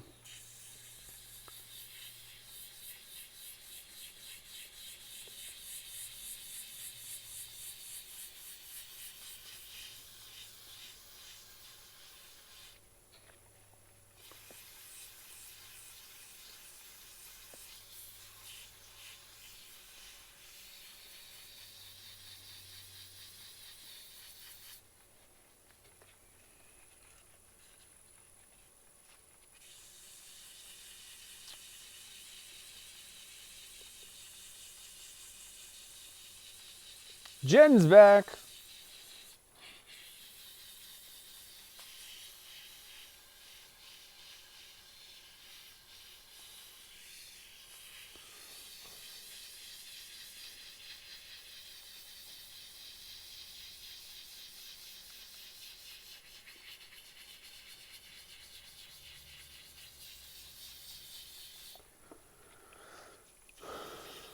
Social distancing hula hoop. Oh man.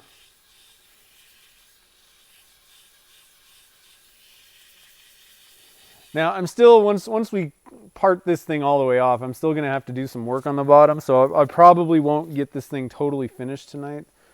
Just kind of have a feeling. I'm already kind of, it's gone, this has been pretty long because I was really trying to focus on getting the shaping right. But I'll definitely have it finished up by this weekend. I mean, we can get like 90% of it finished here. Just might have to do a little bit of work on my own later, just for the base, the bottom part. All right, so 600 grit.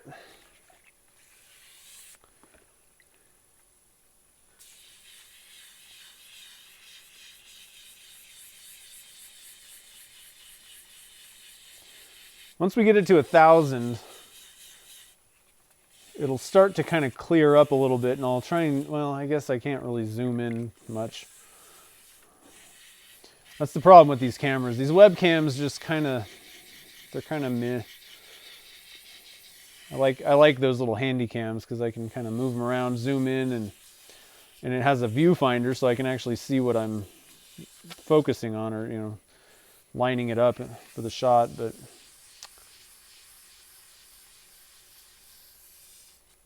how's the CA doing with the CA? Did good. Usually when I do that, I can kind of hit it with CA, and Mylar is kind of a different product, but I do this with, I'm trying to think of like fabric type things. There's things that are literally fuzzy, and it'll stiffen the fibers up, and then you can usually just cut it back with that first grit of sandpaper, and that's what it did. It just kind of firmed up those little things that were kind of hanging off, locked them in place, and then when I hit it with the 120 grit, it pretty much knocked everything down, and at this point it's all smooth. So not too shabby.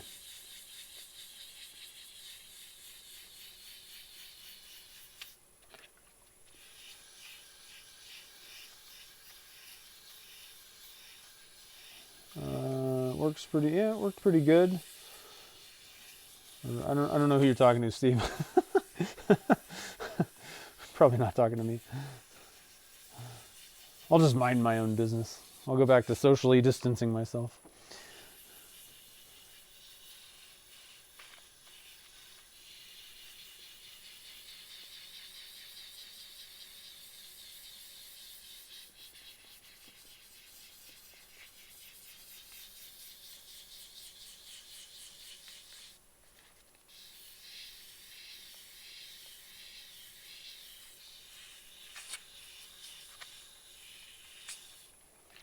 All right, I think that's probably good. Like I said, typically I would stop in between and check and do a lot of stuff, but I think that we'll be okay in the end here. I think. So let me find, I have 1,000 grit somewhere, I think. I had 1,000 grit somewhere.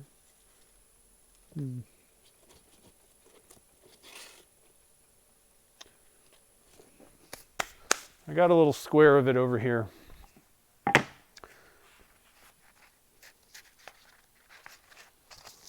There's my square of 1,000. 600 probably is good enough, but I don't know. Let's go to the 1,000. It ain't gonna hurt anything.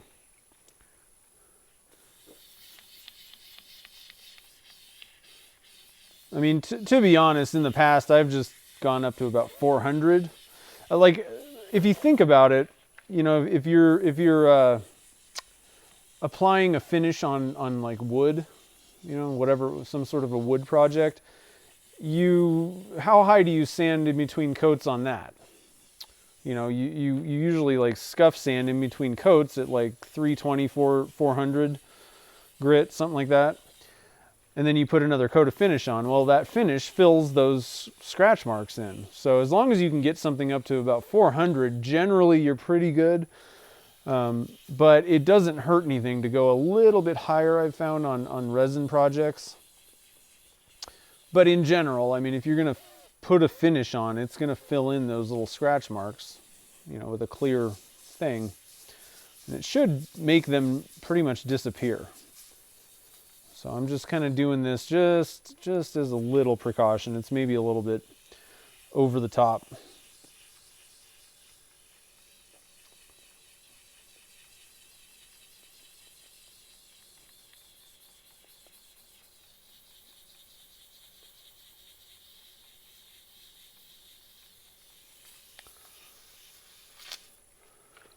And we should get, when I stop this, I should be able to kind of show you guys, hopefully it'll, I'm going to have to look at the camera a little bit and see what it's picking up. But it should start to kind of clear up a little bit where we can kind of see in there. See what this is going to sort of look like. I'm just going to kind of wipe some of the funk off there, but I want to keep it wet. And I'm going to look at the screen here. It's a little bright. I don't know. Let's see. Let me stop it and see what it kind of looks like. Yeah, I think this is going to be a pretty cool looking project in the end. Let me see what the screen looks like. Yeah, you guys can't really see a whole lot there, but I don't want to move the camera because it's kind of set and I don't want to mess around with it, but it's looking pretty good. Still needs a little bit of, you know, polishing, obviously. Let's wipe this off. And like I said, now it's time to put a CA finish on. So I'm going to get this thing totally dried off. And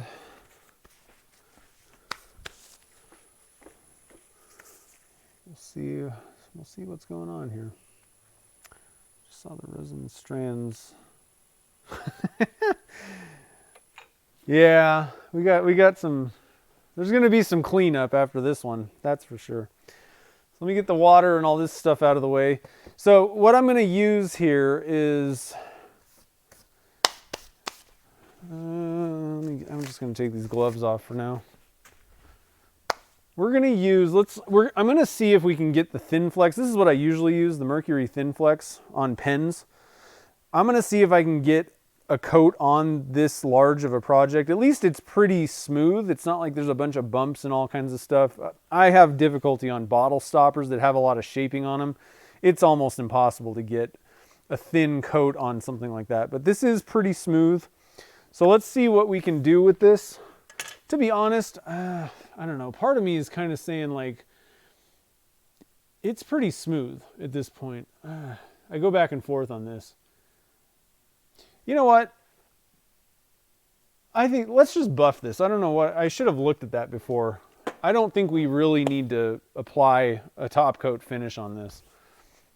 Everything on the ends, we fixed with the hitting it with CA glue and then sanding. And it'll make it a lot easier to just buff the whole thing at the end after I part this off, rather than trying to put on more finish. So we're switching gears, guys. We're going to switch some gears. Like I said, I don't really see the point. I think we can buff this out and everything's going to be fine. It's not dinner time yet. 6 o'clock is when I have to be leaving by 6 for sure. What ends up happening is usually what I do is I try to be done streaming at 5 usually. I'm cool today, it's fine, but that way I can get something done. I usually have like 1 or 2 little things that I need to do kind of work related. I can finish up whatever that may be and then, get ready to kind of leave. But we're going to push the limits, guys. I want to get this thing, like I said, I don't think we're going to get it finished. I don't know, maybe. I still would have to sand up the bottom.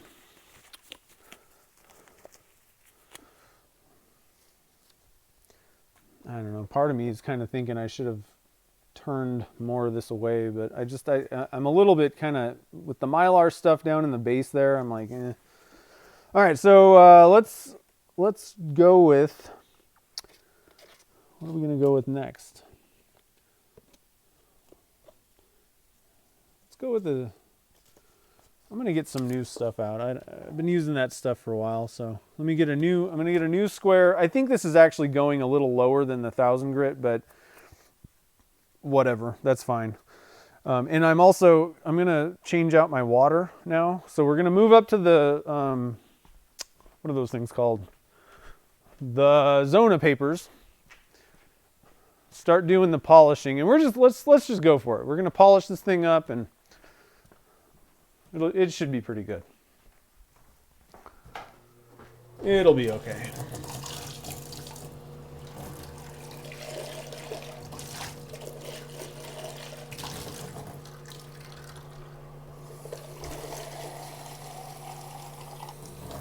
So unfortunately, I don't have running water back in my shop area. So I have to go all the way to the front of the shop. It's a hike. I got to stop halfway and have a snack. All right, so now we got some nice clean water. 1000 grit. We got our green paper thing, Zona. So let's get to it, guys. What do you think?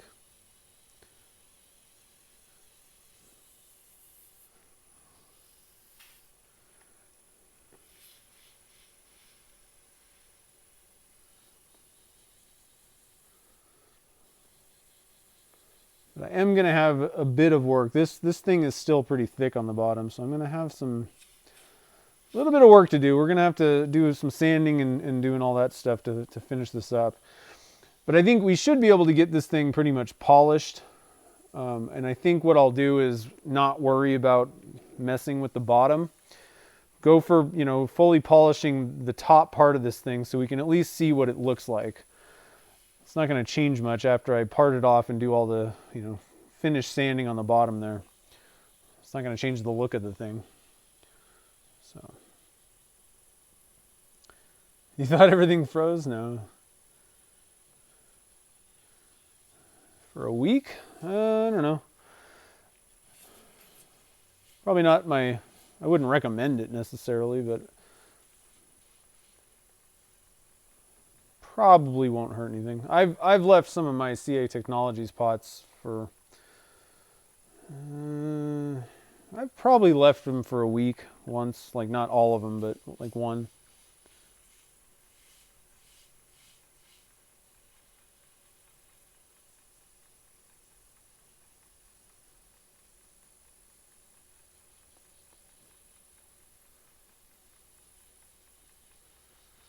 So now I'm kind of kicking myself for not doing a little bit more diligent sanding before. But there might be some scratches, but that's okay.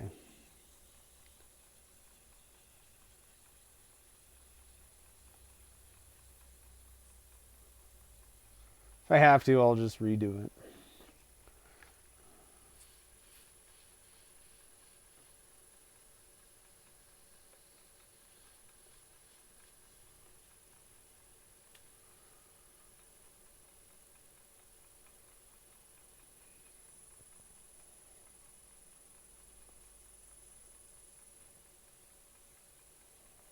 Yeah, I probably wouldn't recommend it. I mean, like even, like Jen's saying, overnight for sure. You kind of have to if you're using, certain brands of epoxies and stuff. But a week, I don't know. The problem is you're keeping a lot of stress on that pot for a week's a reasonable amount of time. So I probably wouldn't. If you don't have to, I wouldn't.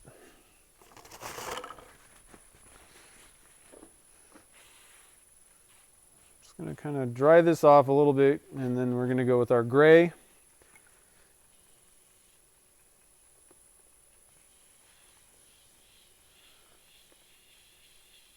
Step 2 of the Zona papers.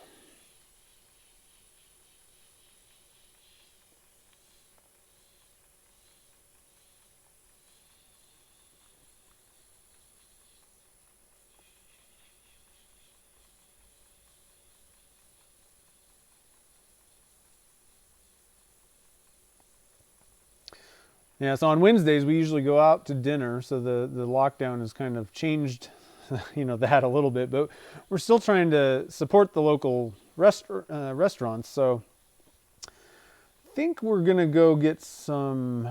I don't know. There's a couple places.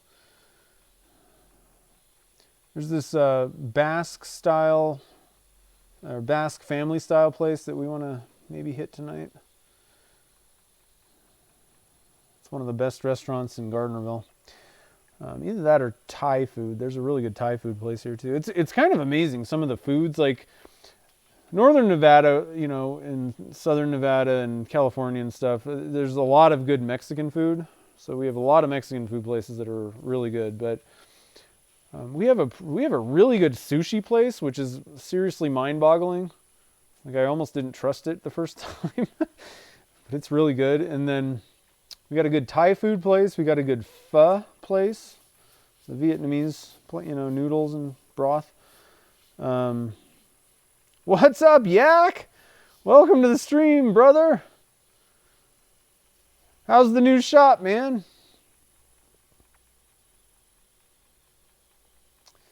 Anyway, so lots of good places, good pizza places. That's usually not too hard. I'm trying to think if there's anything else that's like kind of awkward, or not awkward, like an odd, something that you're like, oh, really? There's just certain things that I kind of, I don't know. You kind of need to have like, it just feels safer in like a bigger city kind of thing, like sushi. You got to be a little bit careful with that. I got to go get some new paper towels, guys.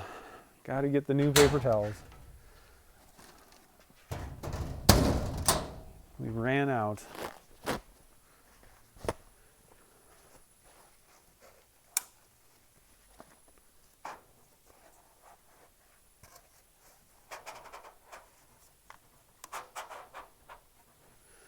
Oh, I did it wrong.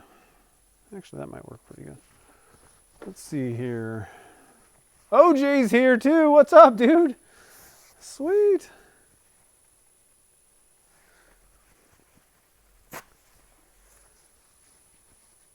Still waiting on electric. Oh, man. Hope it comes soon. All right, so the next step is blue. I don't know. Let's go with a fresh piece. I don't have any big ones, but I got a smaller piece of the blue.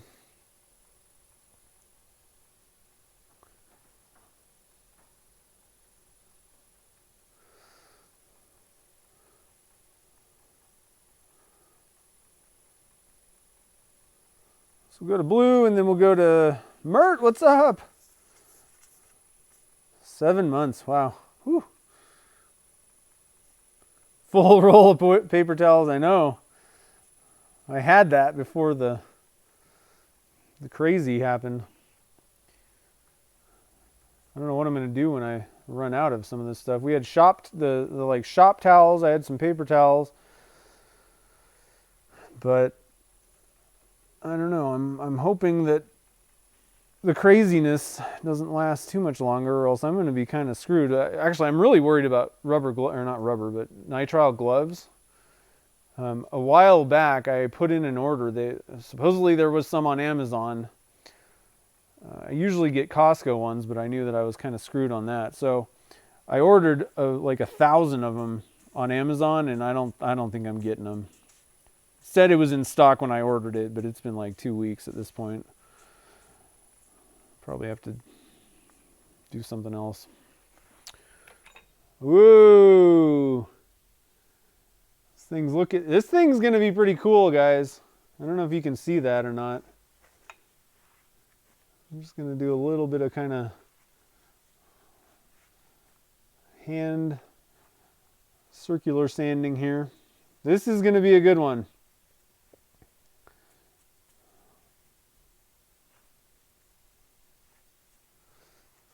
Can you guys see that? I hope you can see it. This camera is kind of not really super awesome.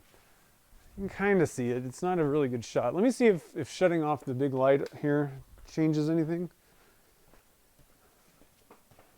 Not that much. Not that much. But you can kind of see it. All right, we're gonna do it. I'm gonna take the camera off of here and try and get you guys zoomed a little bit. The problem is I'm kind of delayed here. Am I even aiming at it?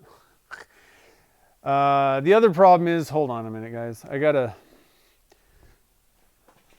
turn off the automatic. I don't know if this is gonna screw stuff up or not.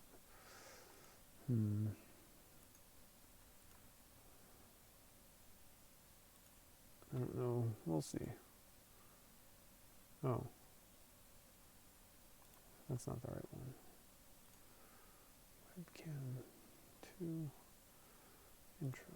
Okay.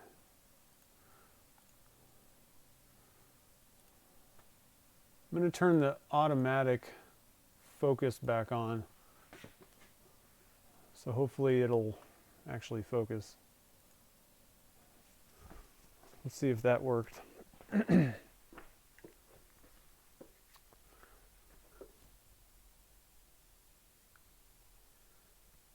going to be a little wobbly.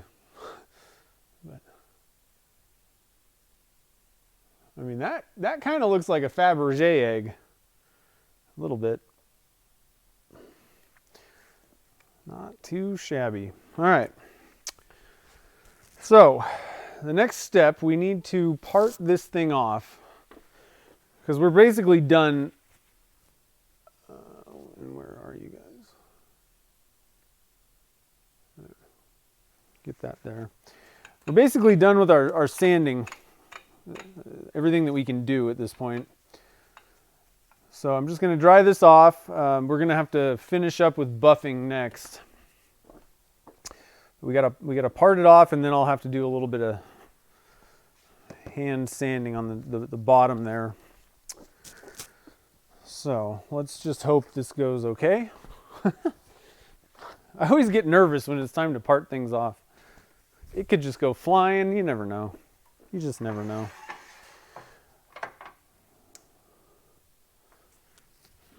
And I'm going to kind of look at this a little bit and think about the shaping. I guess it's basically at this point, all I got to do is just kind of complete the arc. So let's get in here. I demand, woo! Nice.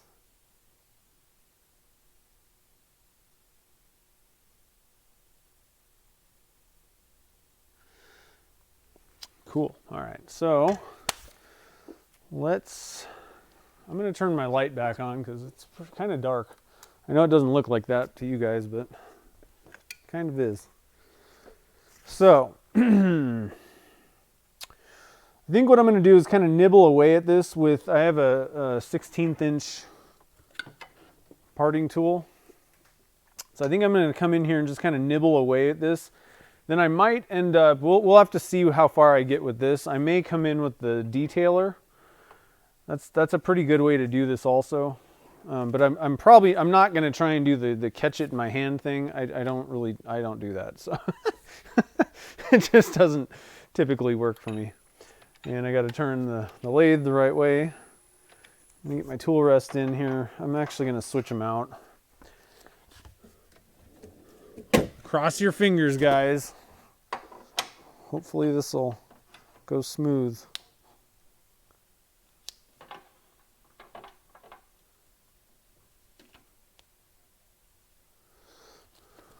We're hoping for smooth sailing here. Almost lost. Came right off the jam chuck. Oh man. Nice. Dinner's done. Hope it was good.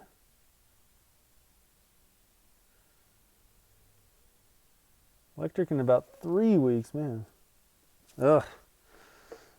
The waiting is the hardest part. All right, here we go.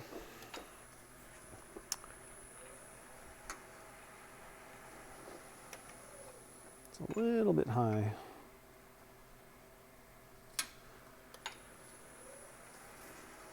So like I said, I'm just going to kind of come in here and nibble away at this a little bit.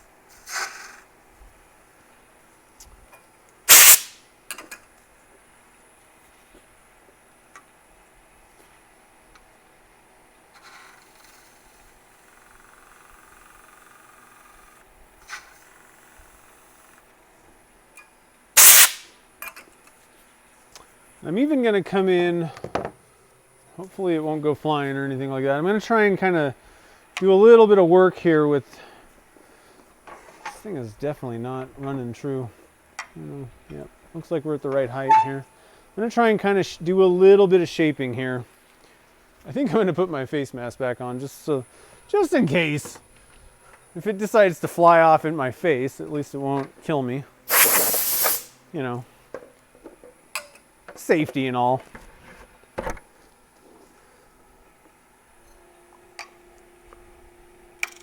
Ooh.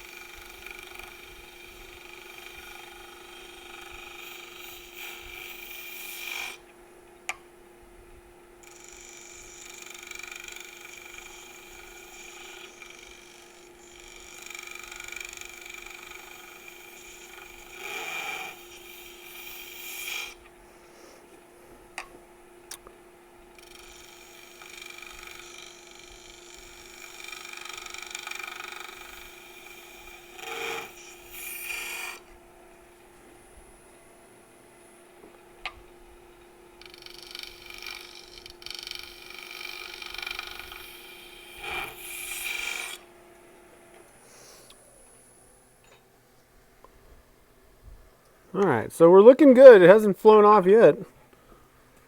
Do a little bit more with the parting tool.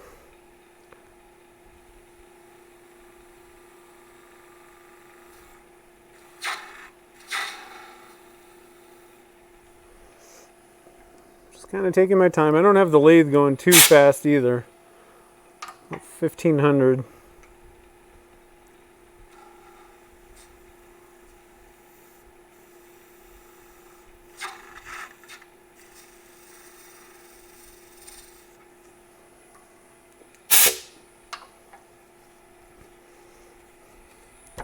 We're getting there.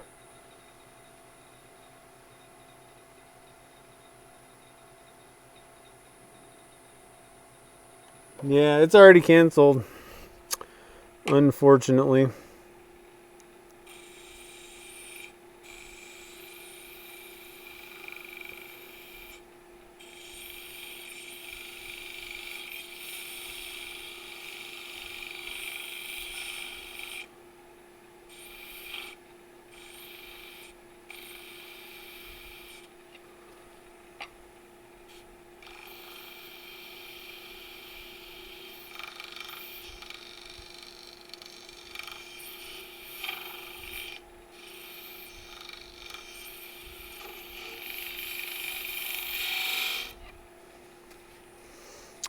Living dangerously, guys.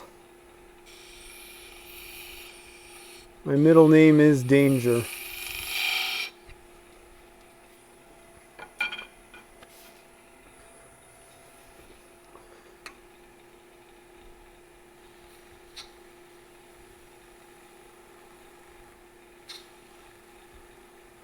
Nope. That's enough. That's enough. Before it goes flying, we're cutting it.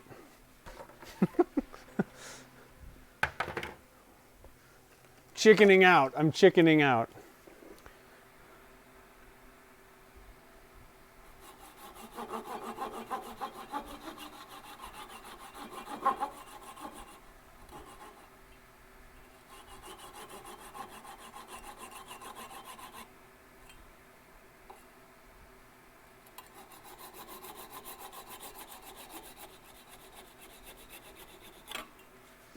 All right, so I'll have a little bit of work to do on the bottom there. And what I'll do is just, well, I guess I can, let's just do it. What time is it? 5:27? I think we got time. So the setup for this, there's lots of different ways you could do this, but I usually just stick a sanding pad in the headstock. I think I have it, don't I have it? I think I got it set up already, don't I? Yeah, I already got everything set. So this is a what do they call these things? Collet chuck. Couldn't think of it. You could just use a drill chuck, and then this is just one of those normal sanding pads. So let's get this thing out of here. I think I'm just going to leave that in there because I'll probably turn that off and I'll have myself another glue block ready to go. And I'll just pop that in there. I'm going to start out with 120. I think. Do I have 120? 180? Actually, let's just see if we can get away with shaping it with 180. And move that there. Christy rang the dinner bell. All right, Chris, have a good one. Say hi to Christy. And I think I'm going to turn the dust collector back on for this part. If I can find the... Where did I put the thing that turns it on? There it is. All right, here we go, guys.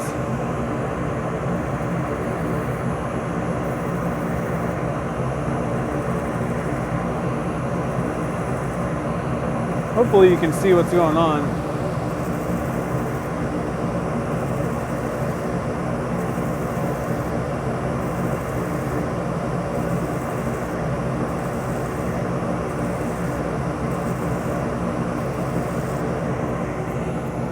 So it makes pretty quick work of it.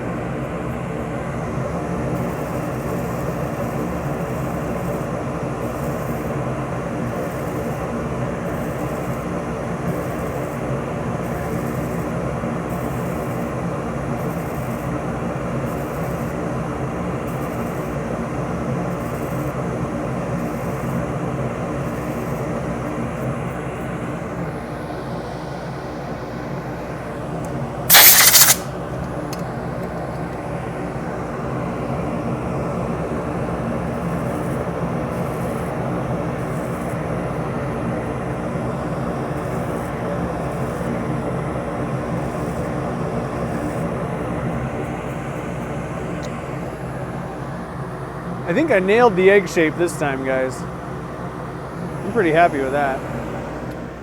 I'm just gonna grab a little bit of 180 grit and actually just kind of do this by hand real quick down here.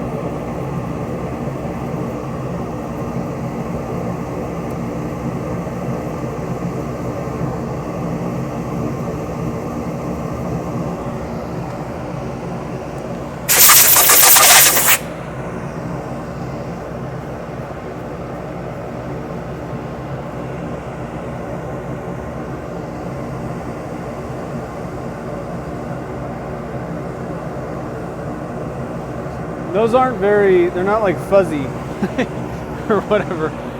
So I don't think I even have to worry about messing with the CA step.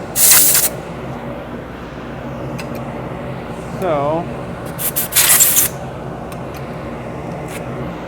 I think we can just go ahead and let's go with 240 on this.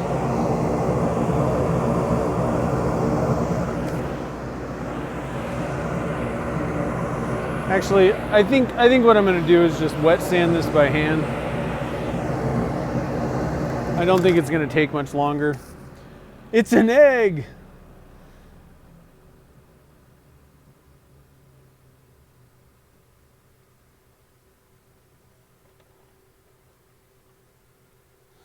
Yeah, so let's just do that. Let's wet sand by hand. It's not going to really take that much longer. I'll just do it over here since the camera's set up. I think it's still,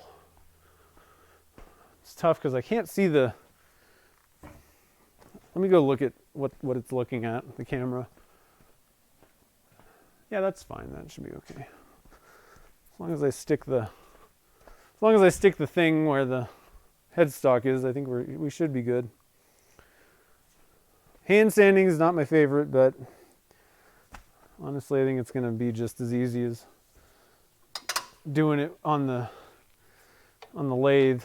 The problem is I don't really want to use water with that little sander thing. So let's pull out some 220.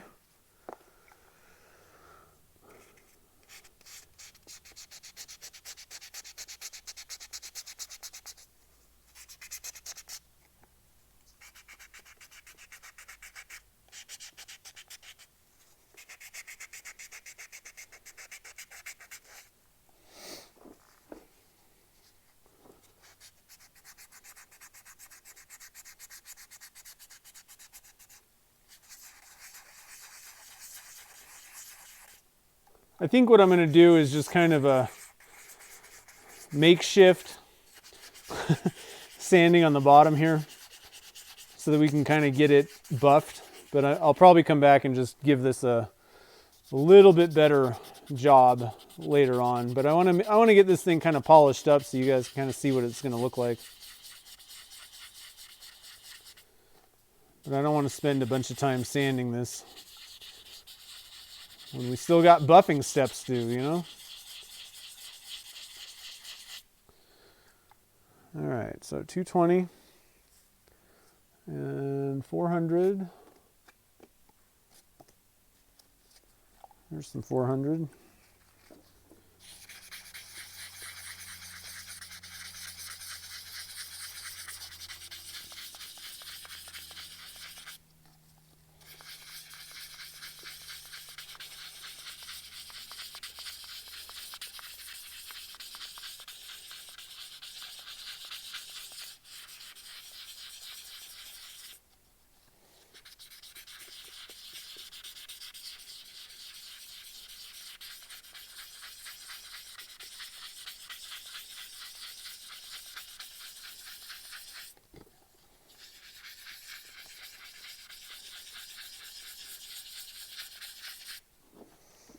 All right, we're gonna call that good. Probably not enough necessarily, but it'll be good enough for today. And a little bit of 600.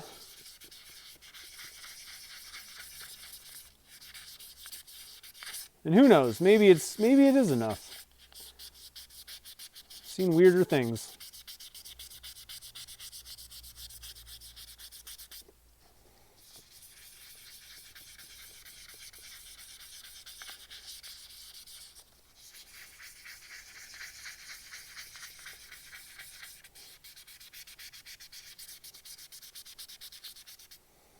Okay, 1000 grit is next.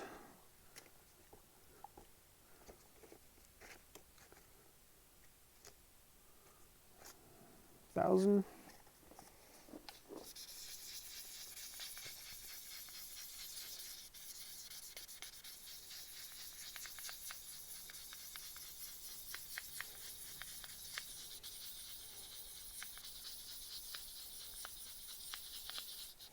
Probably could have just skipped from the 600 to the 750, the green Zona pad, but who knows?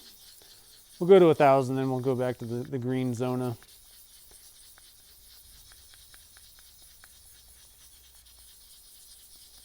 It won't hurt anything.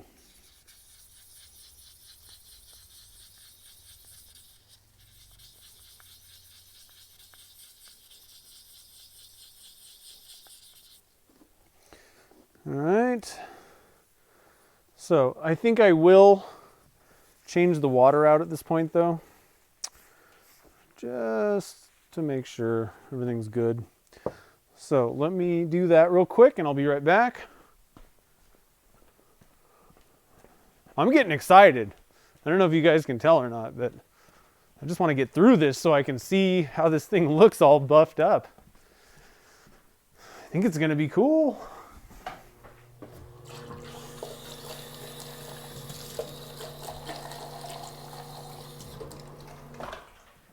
All right, fresh water. Who's ready for dinner? I'm getting a little bit hungry here. Getting a little hungry. Okay, fresh water. Let me make sure everything's good to go in the chat. It's existential. Okay, so green. No clue which was the new one now, but whatever.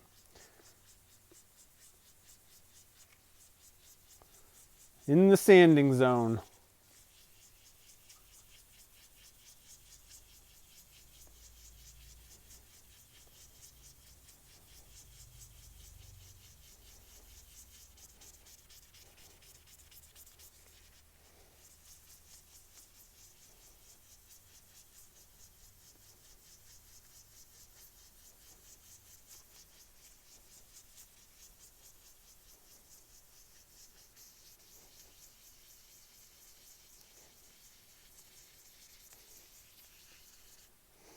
Okay, a little bit of gray.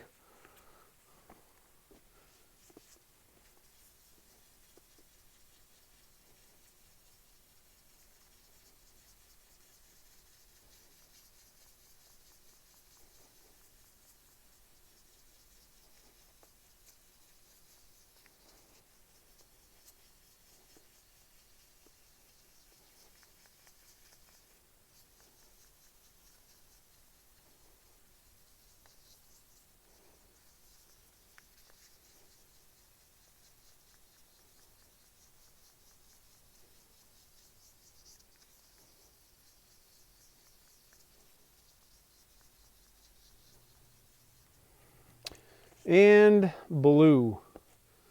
Let me find me a blue one. There's my blue. My boy blue.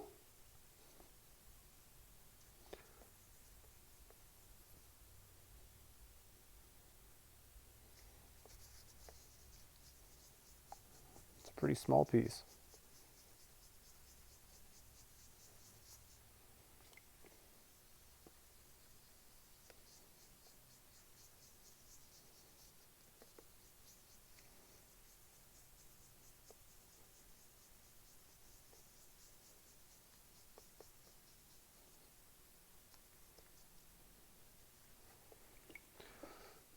Just going to kind of come up a little bit higher with the blue, just to make sure.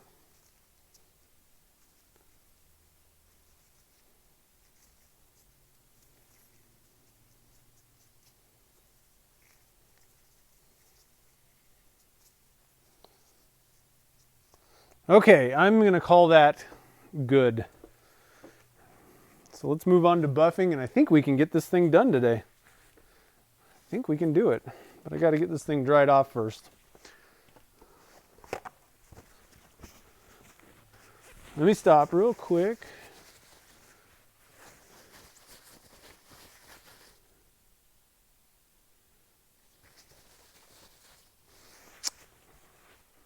Okay. I mean, it's really not looking that bad without even being polished. It's kind of cool. I don't know if you guys can see it or not.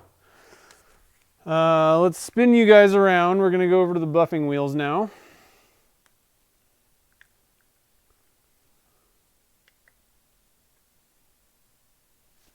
There we go.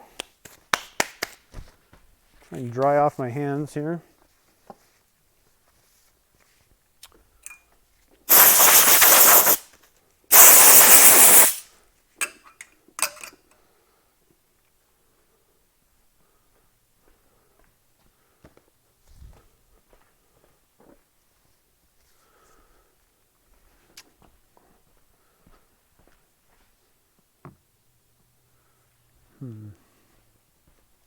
Need something that I can set this egg on.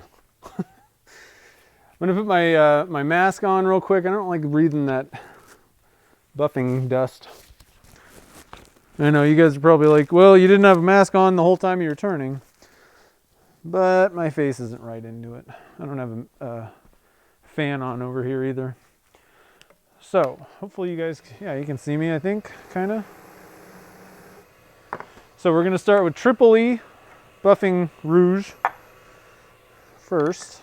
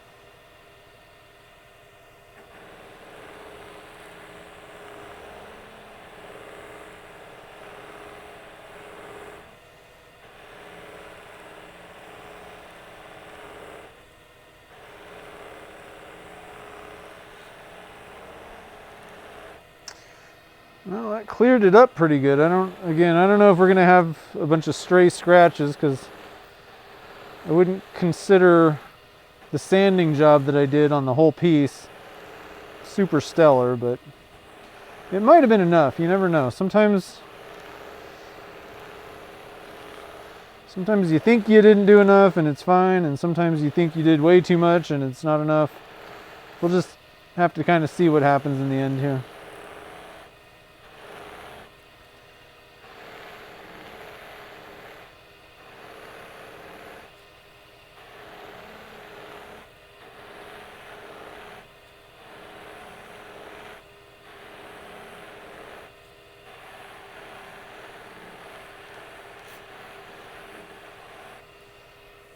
All right.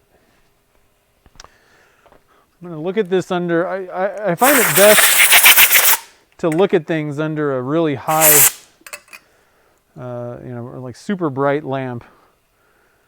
Yeah, it's actually looking not too bad. Huh. Maybe some scratches here and there, but I think it's going to turn out pretty decent. All right, white diamond.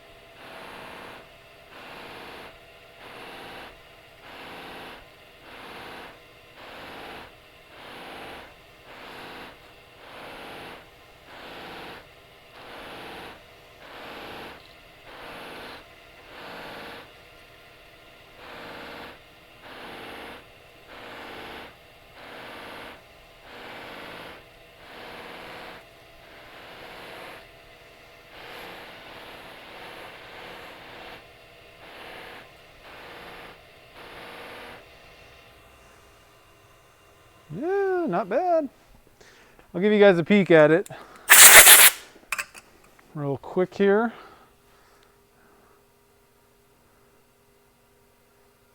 Trying to get this on camera. Maybe if I stand like this, it'll focus. Hopefully it's focusing. I don't know. I don't know what's best.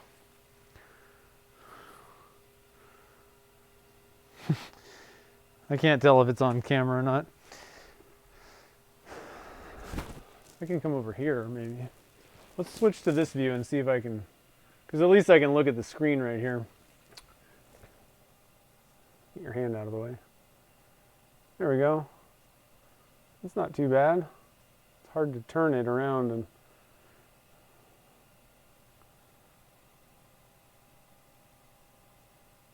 it's looking pretty good. So we'll do the final step on the lathe using the polish, car polish. We get that buffing wheel out and ready.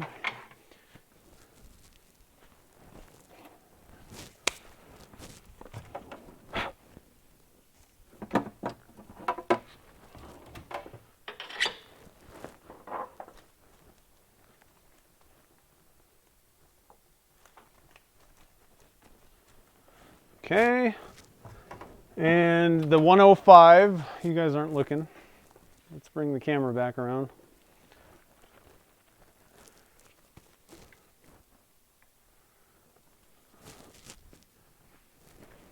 Switch cameras. I almost screwed that up, didn't I? All right.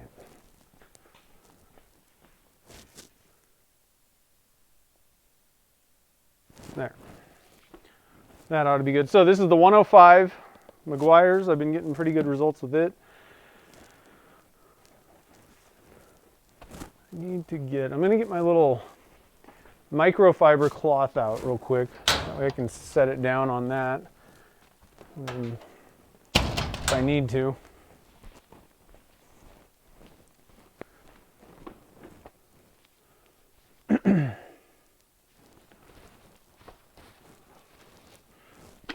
So let me shake this thing up. Oh, we're looking. You just aren't showing. Oh, I tried.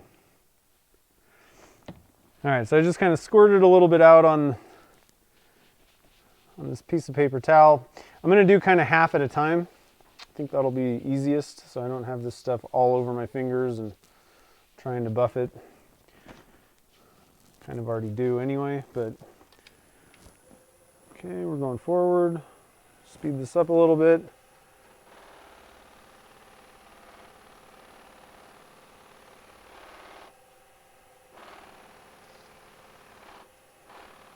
Whew. Lousy. A little bit faster.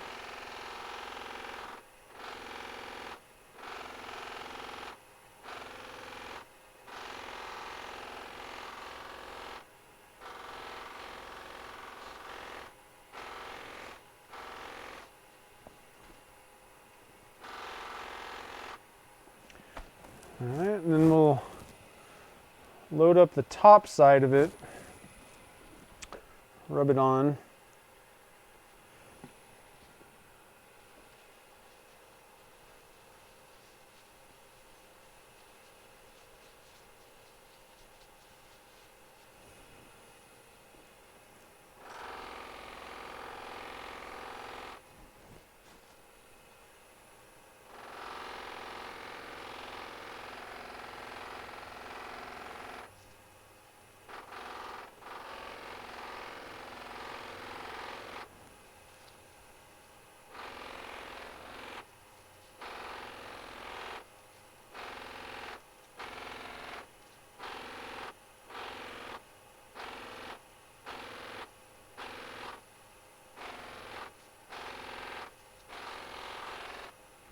All right, and we're done. We did it. Got my little microfiber here. Give it a little bit of a rubby rub. I don't know if you guys can see this or not, Probably not. It's probably blown out. Let me turn that off. Maybe that'll be a little bit better. That's pretty wicked. Like I said, the little Mylar shreds are slightly problematic, but they do produce a pretty cool effect. Just watch how much you load it up. And I nailed the egg shape finally. It only took me 3 tries. So I'm going to bring you guys back over to over here. Thanks, Frank. I appreciate it.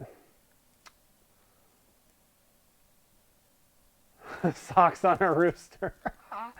Oops, that's the wrong one. Is this the right? Nope, that's not the right. Where are we at here? Intro. The intro cam. So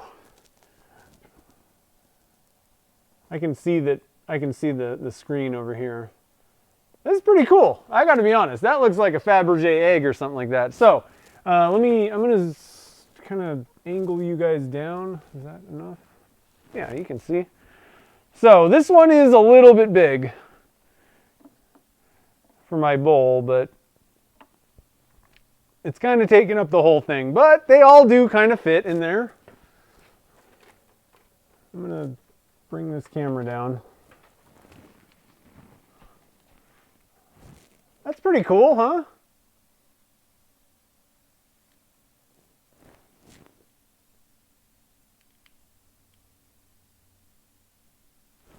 I like that project. That was a fun one.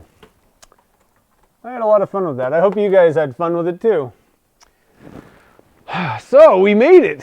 I got the egg shape. I honestly think the key, well, obviously I had 2 other attempts before this one to practice, but I honestly think having a picture of what I was trying to turn right next to it helped a lot. And even if you have like an actual turned piece, put that next to your lathe, and I think it'll help out a ton trying to nail that shape. Like I said, in your head you have something and you think you know what you're doing, and then you keep taking material away and you're like, that ain't right. Definitely helps to just have that visual kind of cue to see what's going on. So anyway, guys, I hope you enjoyed the stream tonight. Friday is going to be a resin casting something stream. I think we might do, there's actually a couple things that I thought of. We still have to do I got these little doohickeys at the SoCal Pen Turners gathering from, who did I get it from? I can't remember who I got. His name is right off the top, is just right on the tip of my tongue. Not Rudy. It was Art, from Art. So we got those things. I don't know if I want to do those yet, though. I still haven't figured out exactly what I want to do with them. So what I think we might do is possibly these guys from Soot's Crafting. I don't know yet. I'll have to kind of think about it. Make sure that there's not something else. But either way, it's going to be something kind of fun that we'll cast. We'll make some fun blanks, and it should be pretty cool. Well, I'm glad you had fun, Billy. That's cool. Thanks, Mert. I appreciate it. It is what it wanted to be turned. Yeah, I know. That's kind of... These little guys, they look cool. I mean, they're not bad. There's nothing wrong with them, but it definitely was not what I had in my mind, for an egg shape. But, they're still nice. I had fun turning them and all that stuff. One thing that I do want to do, though, is I still have quite a bit of this Easter, grass stuff left, and I want to make some more blanks because that one turned out really awesome. So I want to do that at some point. We got lots of good materials to cast though. So whatever it is, it'll be really fun on Friday. And so if you're kind of new to casting, usually on the live streams, it's usually focused on resin casting stuff. But obviously I need to turn some stuff, and if I'm going to do some extra streams, some of them are going to be turning projects. But Fridays, I'm trying to keep as resin casting project, or resin casting stuff for the live stream. So come on back at 3 p.m. Pacific time on Friday. But yeah, anyway, let me stop real quick and just make sure I haven't missed anything. Excuse me.